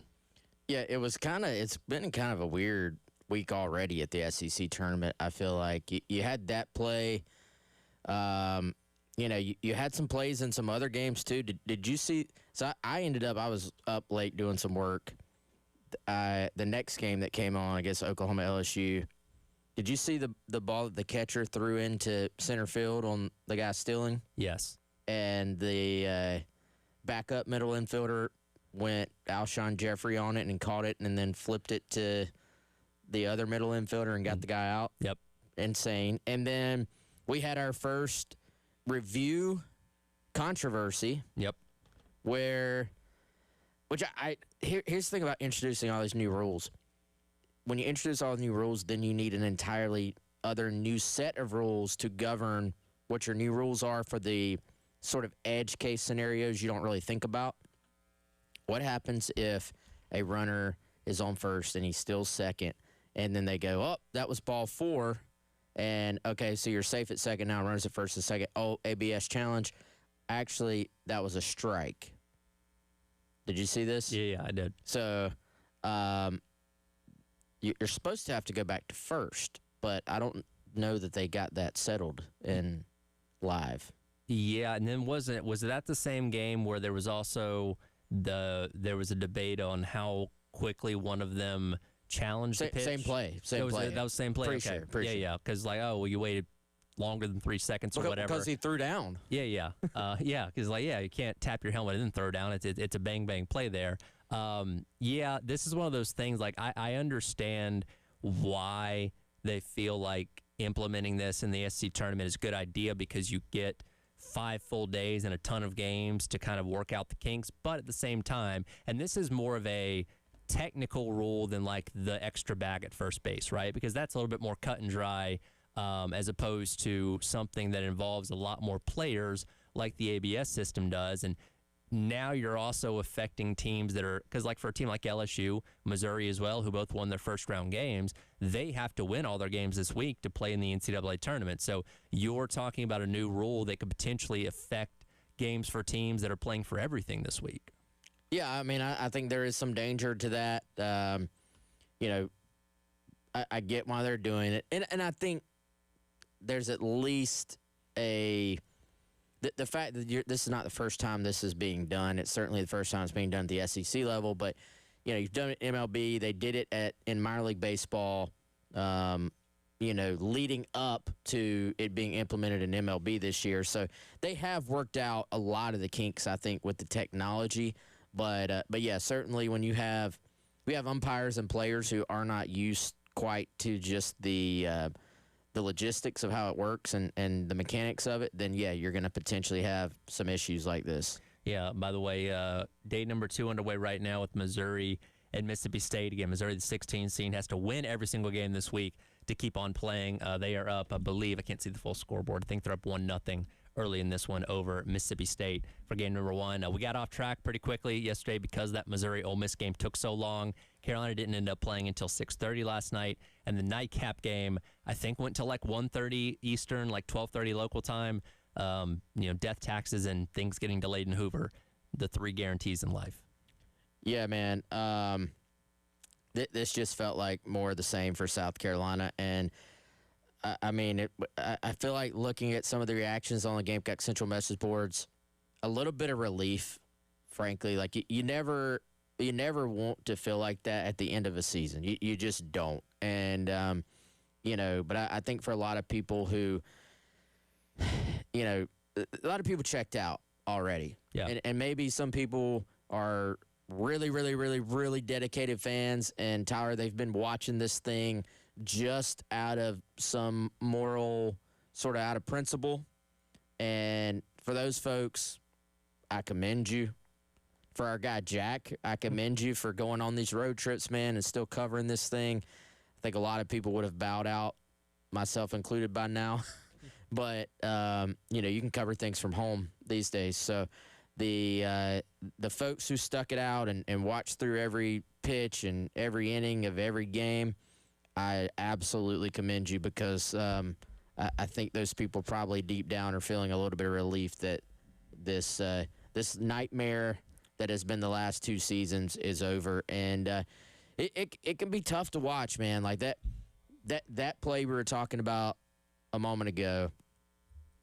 I mean, weird things can happen in baseball. Weird things happen in sports. But the number of just kind of ugly plays like that Carolina has had this year defensively, that's not Gamecock baseball, man. It's just not. And so to kind of deal with that this year has been very frustrating, I'm sure. We'll get into what Monty Lee had to say about kind of the future and going forward of this program in a moment. But as we kind of sit here right now that the season is over and we've wrapped up literally the 2 worst years in the history of this program, specifically since they've joined, the SEC, the hope is that this is rock bottom, right? And I know that was kind of a trend we saw as the season went along, like, hey, can't get worse than this. Well, it got worse. You end the season on a 13-game losing streak. You only win 7 games in conference play. I did the numbers, by the way, in the past 2 years against SEC teams, you went 13-49, and against Power 4 teams, you were combined 14-56 in these past 2 years.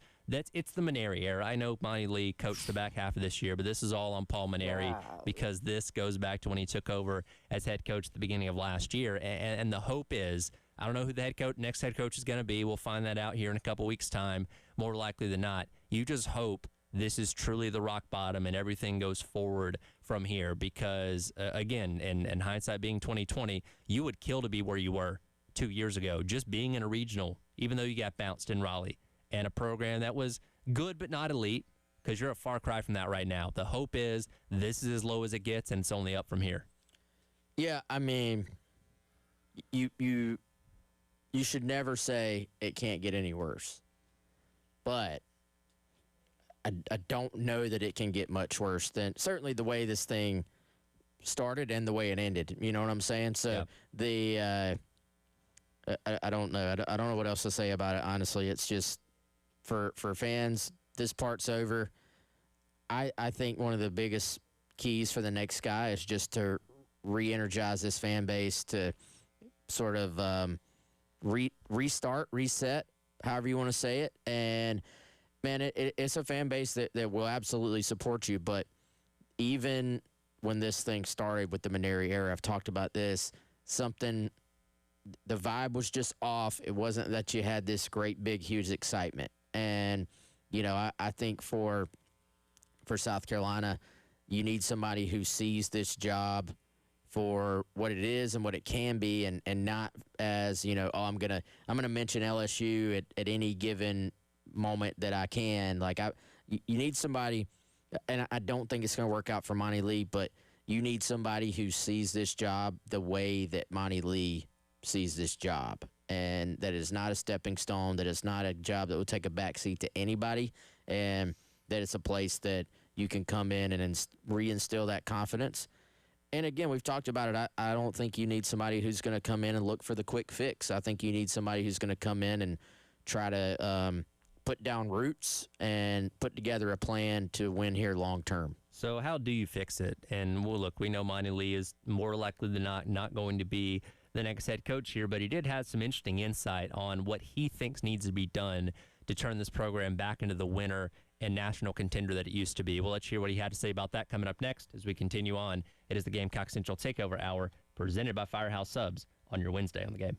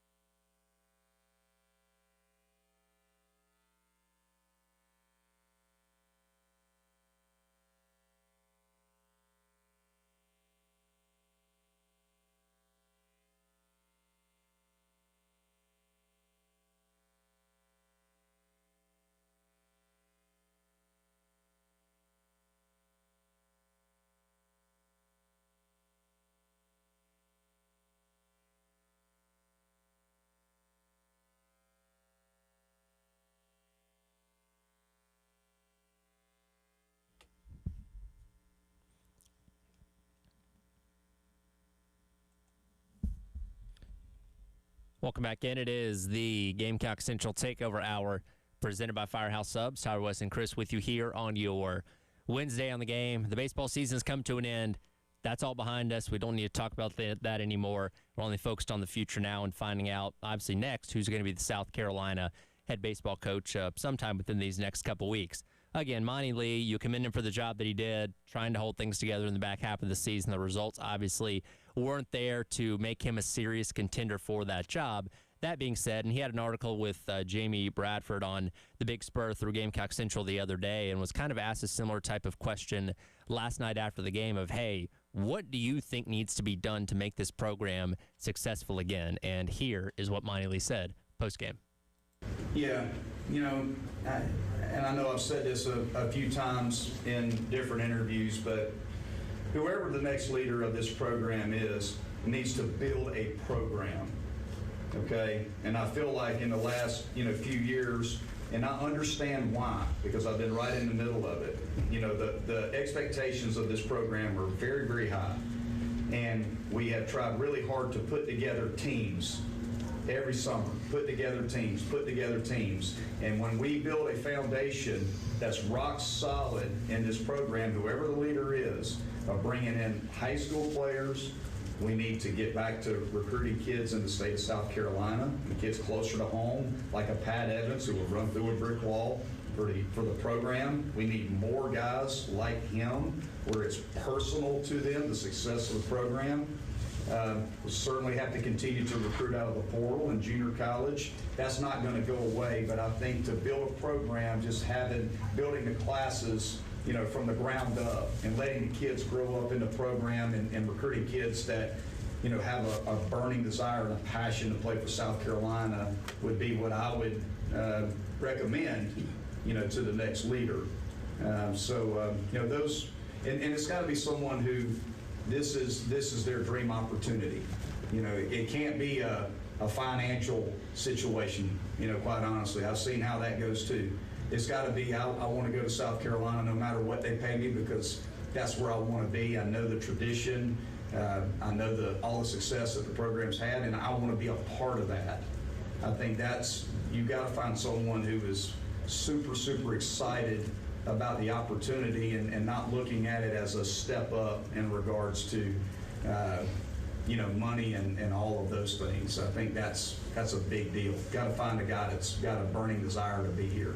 And he's touched on a lot of the points that I feel like we've talked about on and off these past couple weeks as we've, again, kind of just been waiting for the season to end to move on to what's next and hopefully a brighter future ahead. But what he said there at the very beginning, I think is something that echoes pretty loudly. And look, when a new head coach comes in, especially in today's age, there's going to be a lot of guys that opt to transfer out. And so that year one roster can obviously look very different in terms of who you bring in, which is what it was for Paul Maneri. But then in year number two, well, guess what? A bunch of guys left, a bunch of guys transferred out, and they brought in a whole new roster. So it was kind of piecing it together each of the past two summers of what we thought was going to be a good team. It obviously didn't end up being that. And as Monty Lee said there, you have to establish that foundation, that base, which starts with in-state recruiting, something that we now know Paul Maneri was neglecting in his time here at South Carolina, to make sure you have consistency year to year while also supplementing what you need in the portal from other Power 4 schools, mid-majors, or JUCO, and it just has not gone the way they need it to these past couple years.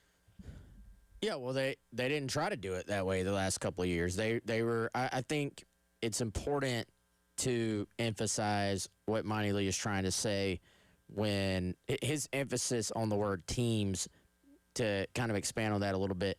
He's saying South Carolina has been building year-to-year teams as opposed to building a program, basically. And I think that's a very different thing. You can look at, yes, there is at some micro level every year you're saying, what's the best team, regardless of sport, I can put on the field or on the court.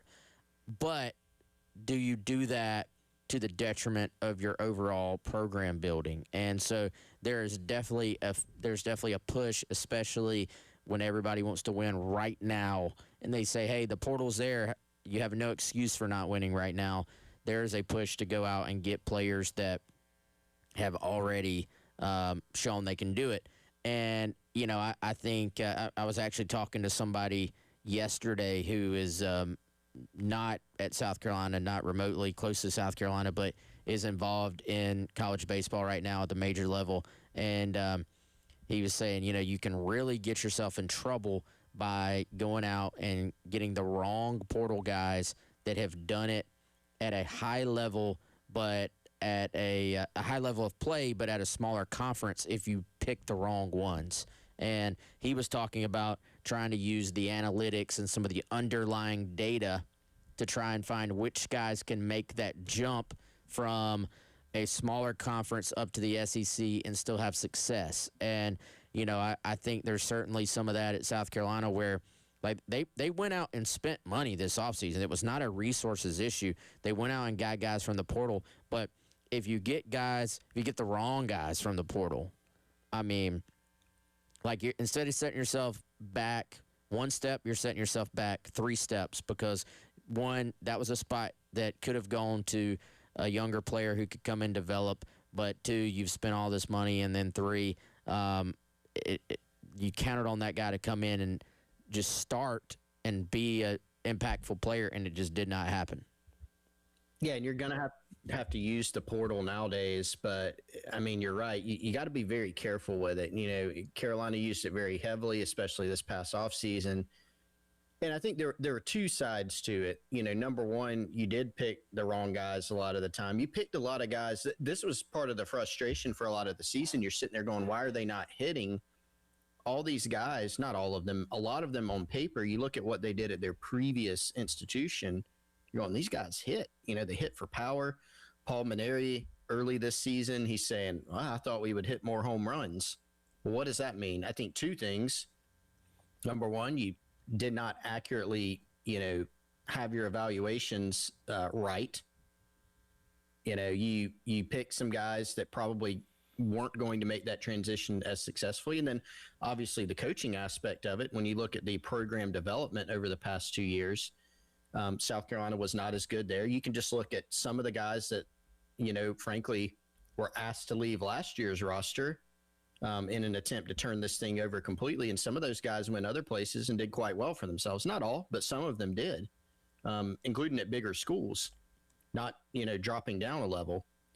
And then to compound the problem, you also mortgage the future for the next coach because of how many guys you cut from the high school recruiting class or the number of guys that maybe were committed or were close to committing. And you said, no, thanks, we're going to go in a different direction. And a lot of those guys could have been here already developing or could be on, next year's roster potentially developing for you. So while the program is in good shape from a bones standpoint, right? Founders Park, we all know it needs some upgrades, but the fan base, the park, the tradition, the resources that you're going to get, those things are in place, but there's actually a lot to do here. I think people have found that out. It's not, if you're looking for what is it coaching? Is it roster? It is both of those things. I think that's fair. And so in this hire, you've got to find someone who's not only going to bring the coaching chops, hire a great staff who can develop, but you got to find, we had this conversation recently. What's the trait that you look for in a coach? It's roster management. So it's acquiring talent, yes, and developing it, but it's also figuring it out. Hey, how can we be really competitive in year one? And then how can we be even better year after year and set this thing up for success in the future? You do that through recruiting, but you have to be able to manage the roster. And that's one of the things that frankly was not done very well these past 2 seasons and off seasons. Go ahead, Wes. No, okay. I was going to say, and obviously we've seen this in other sports where you've had great programs that have hit, some downturns. Now, again, we're at the point lower than I think anybody would have ever expected it to be. You just got to have to make that right hire to bring it back up, right? Because, again, like you said, the resources are here, the fan base support's here, all that kind of stuff. You just got to have the right person to take those ingredients and bake it into the right cake to see it be successful. Who that is, we don't know. Again, there's a lot of names out there, the Fitzgeralds, the Schnalls, and stuff like that we think are very high up on this candidate list, and we'll see what Donati ultimately decides to do. But this isn't something that is doomed forever, right? It has the capability of coming back. You just gotta have the right person in charge to make that happen. Yeah, you do. And I think I think a lot of times you can get caught up a little bit if you're in the fan base, like it has to be Kevin Schnall. Like that has to be the hire. I've actually seen that take from a couple people, and if you can't get your first target, then like what are you even doing? Well, there's been a lot of coaching searches throughout the history of college athletics where guys got their number one target, and on paper we thought that was, this is a home run hire, and then it just did not work out. There's been a lot of hires where maybe you get down to second or third or fourth choice, and boom, people are kind of upset a little bit about it, and the person ends up being the best fit and the best hire they absolutely could have made. So ultimately you judge this thing on the result. And, I think this part of it is fun. I think the coaching search aspect and following it and, tracking the intel and then reading about it for fans, I think it's fun, but I don't think you can marry yourself to any one candidate at this point because ultimately you don't know which direction this thing's going to go, and it could change. You know what I'm saying, Chris? You could the initial board could have Coach ABC like in that order, and then you could sit down with these guys. Coach C could absolutely blow you away. Yep. You know what I'm saying? Like it's not a video game. It's real life, and it's not static. Yeah, it is. Yeah, and there's things to consider on both sides. There are a lot of people that would love to have this job, but I think you got to get to a point which we're not. I'm very confident that we're not to the point in the search where anybody is ready to do a deal. Chief among them, South Carolina. There are a bunch of coaches out there that if they were offered the job right now, they would take it. If they could. Timing. We've obviously got postseason play, but you get my gist. Coaches that would absolutely love this job, but there's always things to figure out. A lot of the coaches that are going to be on this list that are showing interest, they have good situations. What are their schools going to do to try to keep them if they want to keep them? As Jeremiah Donati continues through this process, which I understand is a very thorough process in conjunction with the search firm that's helping them, what does he discover during that process? And it might be, like you alluded to, Wes, hey, this guy, man, he was a guy at the beginning, but actually we like this guy a little bit better. This thing is not to the point, despite what you may have read on social media, where they've picked a coach. That just has not happened yet. So there's a group out there, I think, and we're going to do everything we can to find out, more and more as this thing continues going, like who are those people and what are the chances and when a leader emerges. You may have, like you mentioned yesterday, Wes, like your betting odds leader, like, yeah, maybe there's that guy out there, but there are other coaches that I think are not just token inclusions that are legitimately in the mix. And so this thing's still, to some degree, a little bit early in the process. And a lot of these coaches, as we know, still going through postseason play. So there's a lot to figure out here. Again, we'll wait a couple weeks and see who Carolina ultimately ends up hiring. But again, I think I speak for all of us when I say that I hope what we're experiencing right now is truly rock bottom, and it's nothing but going up from here. I gave Wes and Chris a homework assignment yesterday. We're going to put it to the test coming up next. What 11-win Spurrier team would have fared best in a college football playoff? We'll discuss that on the other side. It is the Gamecock Central Takeover Hour, presented by Firehouse Subs here on the Game.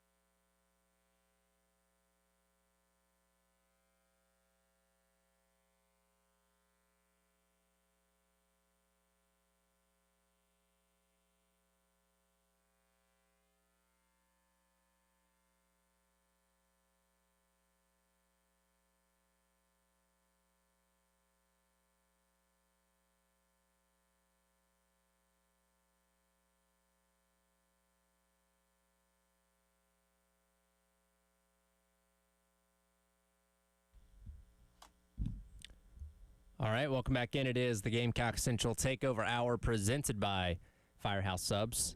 Tyrod West Mitchell and Chris Clark along with you here on your Wednesday on the Game. Yesterday, we talked about Steve Spurrier, who was inducted into the South Carolina Athletic Hall of Fame on Monday night. Of course, anytime you talk about Spurrier, you always bring up those 11-win teams from 2011 to 2013. And it brings us to today's edition of Make Your Case. The question I posed to you guys yesterday was you have to pick one of those 11-win teams that you think could have made it the farthest in a 12-team college football playoff. Now, I have the brackets here in front of me, so I can tell you what the pathway would have been for those teams. It's not necessarily who the best team was. It's who you think could have made it the farthest. So, Wes, do you want to go first? Who is your team you're riding with here? Well, I do want to hear the bracket, but based on who's the best team in South Carolina history, the answer was the 2012 team. Okay. So for them, and this is based off BCS rankings, they would have been the road team in the 7-10 matchup. They would have gone to Georgia, who they did beat here in the regular season, in the first round. Chris? That didn't just beat Tyler's Georgia Bulldogs, by the way. They obliterated them. They That smoked obliterated. That legitimately was one of the most embarrassing nights of the Mark Richt era. I turned that game off, I think, at the start of the fourth quarter because it wasn't worth watching the rest of the way through. How many times did you yell at Mike Bobo during that game? Oh, I think I kind of blacked out, honestly. It's one of those games I know I watched, but I remember very little from because it was a bad night from that standpoint. The opposite for Gamecock fans. Oh, no. We talk about, the loudest moments in Willie B history, and the Ace Sanders punt return routinely gets brought up as one of those loudest moments ever. Rightfully so. Yeah. So in 2012, they would have been the 10 seed going on the road to Georgia in the first round. If they would have won that, they would have then taken on Alabama, who is the 2 seed in the second round. So, again, they already beat Georgia in the regular season, can get past that. Could they have beaten Alabama in a second-round game? What was that Bama squad? That was the 2012 team. They won the national championship. So, McCarron, Yeldon, who was the other running back? Lacey, Eddie Lacey. And Kenyon Drake. Kenyon Drake was there. Was that after Amari Cooper? Amari Cooper was there. Amari Cooper was on that team. They only lost one game. That was in the regular season. They lost to A&M. Yeah, that was the Johnny Football year. And again, this is when Alabama was loaded with talent. Okay, C.J. Mosley, Trey DePriest, Ha Clinton Dix, D. Milner. I can go Quentin Dial. I can go on and on here. So all those Alabama teams are loaded with the NFL talent. Whew. Man, beat Notre Dame in the title game 42-14. Yes. After narrowly escaping Georgia in the SEC championship, if only Chris Conley hadn't have caught that football. Chris, I don't know, man. I don't know. I don't know if the Gamecocks are getting by that Bama team. But here's the thing about the 2012 Gamecocks. So they lost to LSU at LSU, and they lost to Florida at Florida in a game where half the team had the flu, and they turned the ball over like 15 times, it felt like. They were just in the first quarter. Yes, they were just out of this game before it even started, basically. And that was one of those like just must-champ games where I think they had like 130 yards of total offense, but created a bunch of turnovers and just didn't do anything on offense and still won in a blowout on the other side. So, man, I always thought that 2012 team, though, could beat anybody in the country. But in this bracket, you are talking about what, like, literally ended up being the best team in the country. So I don't know if I would make the case that they would get past them. Okay. If I'm being honest. Yeah. They would have had more than a fighting chance. And let me give another thing here. So 2012 is my pick also. I've said many times that's the best team. If half the team's not sick at Florida and they win, or if they just, they lost that LSU game. I was at that game. They lost it by 2. Night game in Baton Rouge. Tough, right? But that was a really, really good team. You had Jadeveon Clowney on that team in just full Clowney form. One thing to keep in mind, that if we're playing out the season kind of the way that it played out, you would not have had Marcus Lattimore. Yep. Still a great team, great defense. Connor Shaw, like you had a team, you had a squad, but you would not have had Marcus Lattimore because he went out. And there's so many reasons that Lattimore injury was so devastating. But you probably remember this vividly too, Wes. Playing Tennessee at home, and Lattimore is starting to, you're going, he's back. You know, he looks like he did pre-injury. And I remember even the play that he got injured on was like his favorite play that they ran. And he gets injured. So you would not have had him. So, I mean, I agree with you, Wes. Like the way the bracket, like I think they could have taken care of Georgia again. Bama, that team was a steamroller. No doubt. And you wouldn't have had 21 back there at that point if you game it out that way. So, I hate to say it, but that bracket, you know, maybe not. But I still think that's the team that had the best chance in South Carolina history and was the most talented and the best team, I think. So would you guys like to know the pathway for the 2011 and 2013 teams? Yes. So in 2011, you would have been the 9 seed going on the road to Kansas State. And the winner of that game would have taken on LSU, who would play for the national championship that year and lose to Alabama. And then in 2013, you would have gotten another rematch. This would have been the 8-9 where you go to Missouri. Of course, you have the famous game where they won in Missouri in 2013.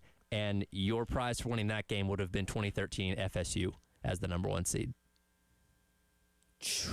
Ooh, another good one. These are some tough brackets, man. Good grief. You know, the 2013 team was a very interesting,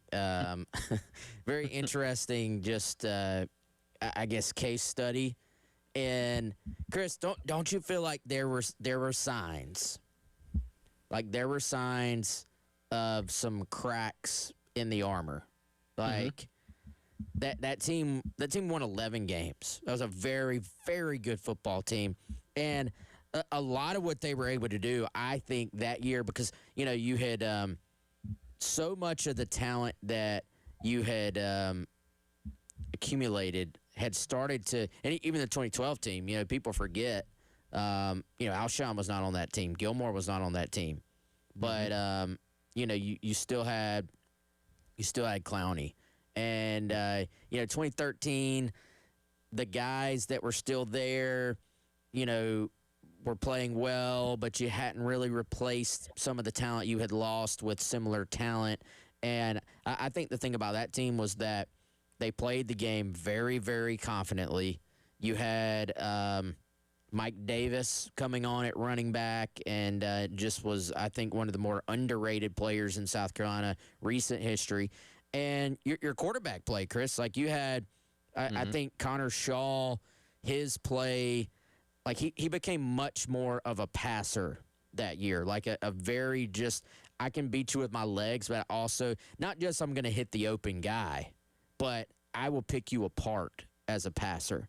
So I think the development of Connor, the depth they had at quarterback, with Dylan being able to step in when Connor was banged up, that to me, that was one thing that team did a little bit better than those past couple of teams. But that 2013 team just did not have quite the talent as the 2011 and 2012 teams, in my opinion. 2011 team may have actually been the most talented team in South Carolina recent memory, but I thought the 2012 team was a better team.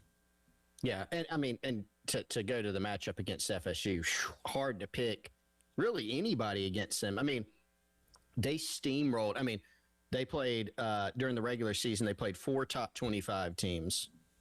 They won 63-0, 51-14 against number 3 Clemson, 41-14 against number 7 Miami, 45-7 against number 20 Duke. 45-7 again, or that was the ACC title game, 45-7 against Duke. I mean, you know, Auburn and the Natty was the only team that really gave them a game all year. Yeah, all year. Yeah, Jameis Winston, Devontae Freeman, James Wilder, Nick O'Leary, Kelvin Benjamin. I mean, just absolutely loaded, that team was. Yeah, Carolina would have gotten some pretty tough draws if the 12-team playoff was around. back then. We'll come back. We'll wrap up the hour. It is the Gamecock Central Takeover Hour presented by Firehouse Subs on your Wednesday here on the game.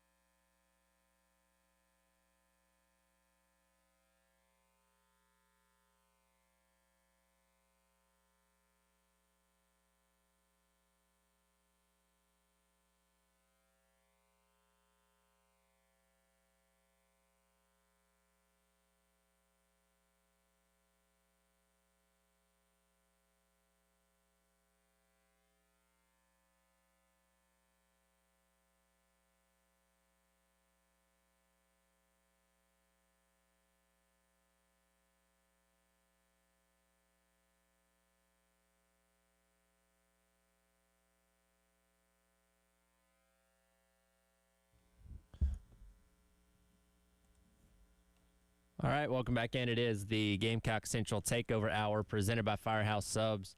That was Chris wrapping up the hour here on your Wednesday on the game. as I was going through this exercise yesterday of compiling these hypothetical 12-team playoffs based on the BCS rankings from those respective years, it really got me like looking like, man, we missed out on some really, really good like playoff matchups in those years. I look at like 2011, we could have had Oregon versus RG3's Baylor team that year. We could have had 2012 Andrew Luck's Stanford team taking on Oklahoma.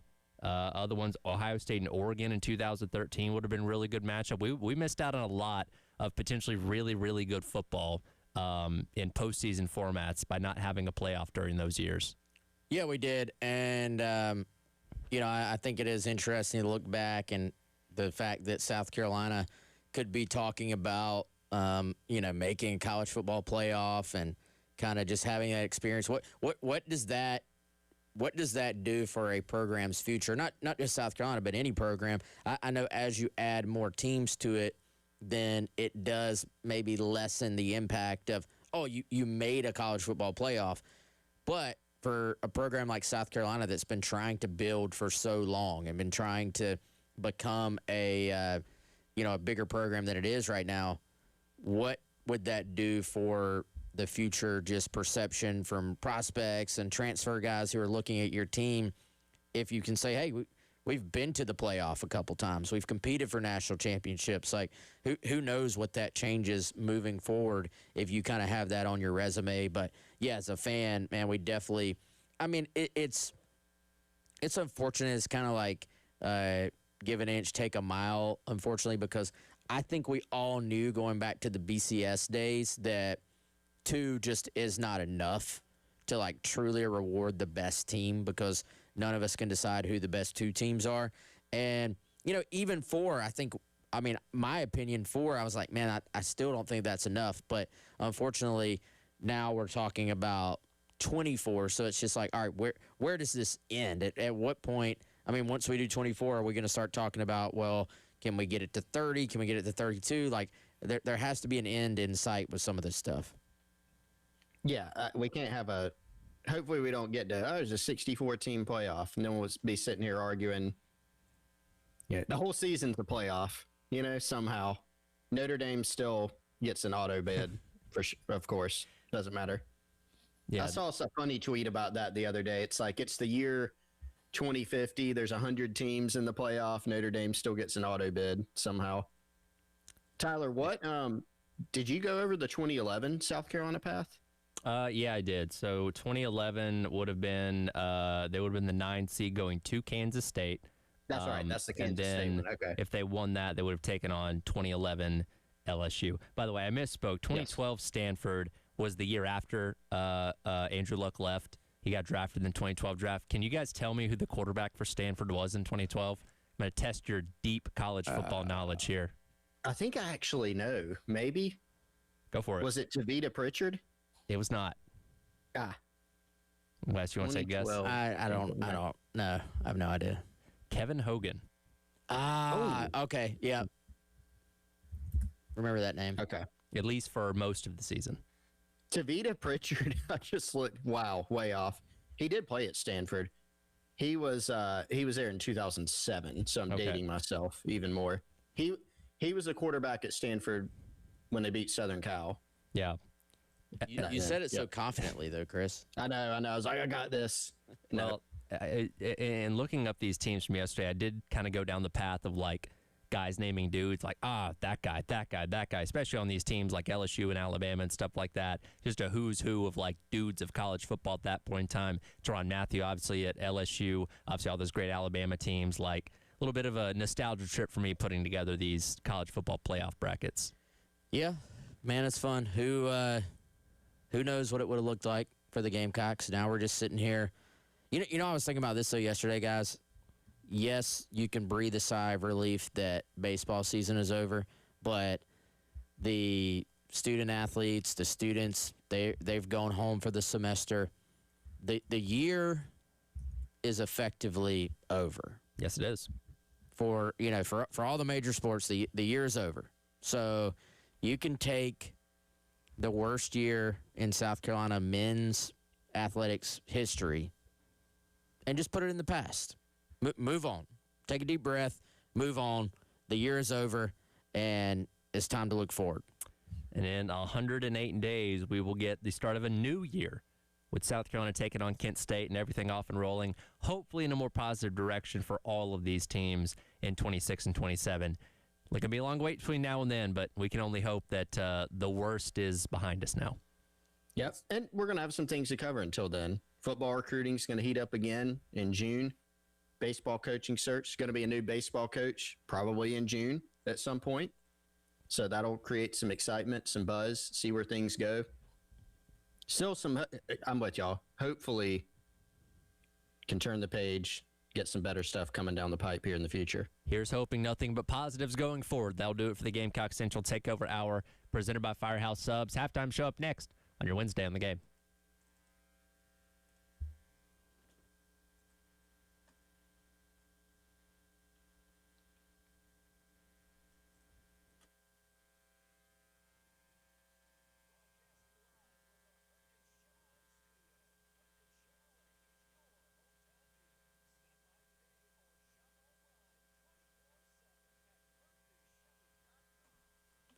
All right, folks, before I get out of here, let me tell you about our friends over at Integrated Media.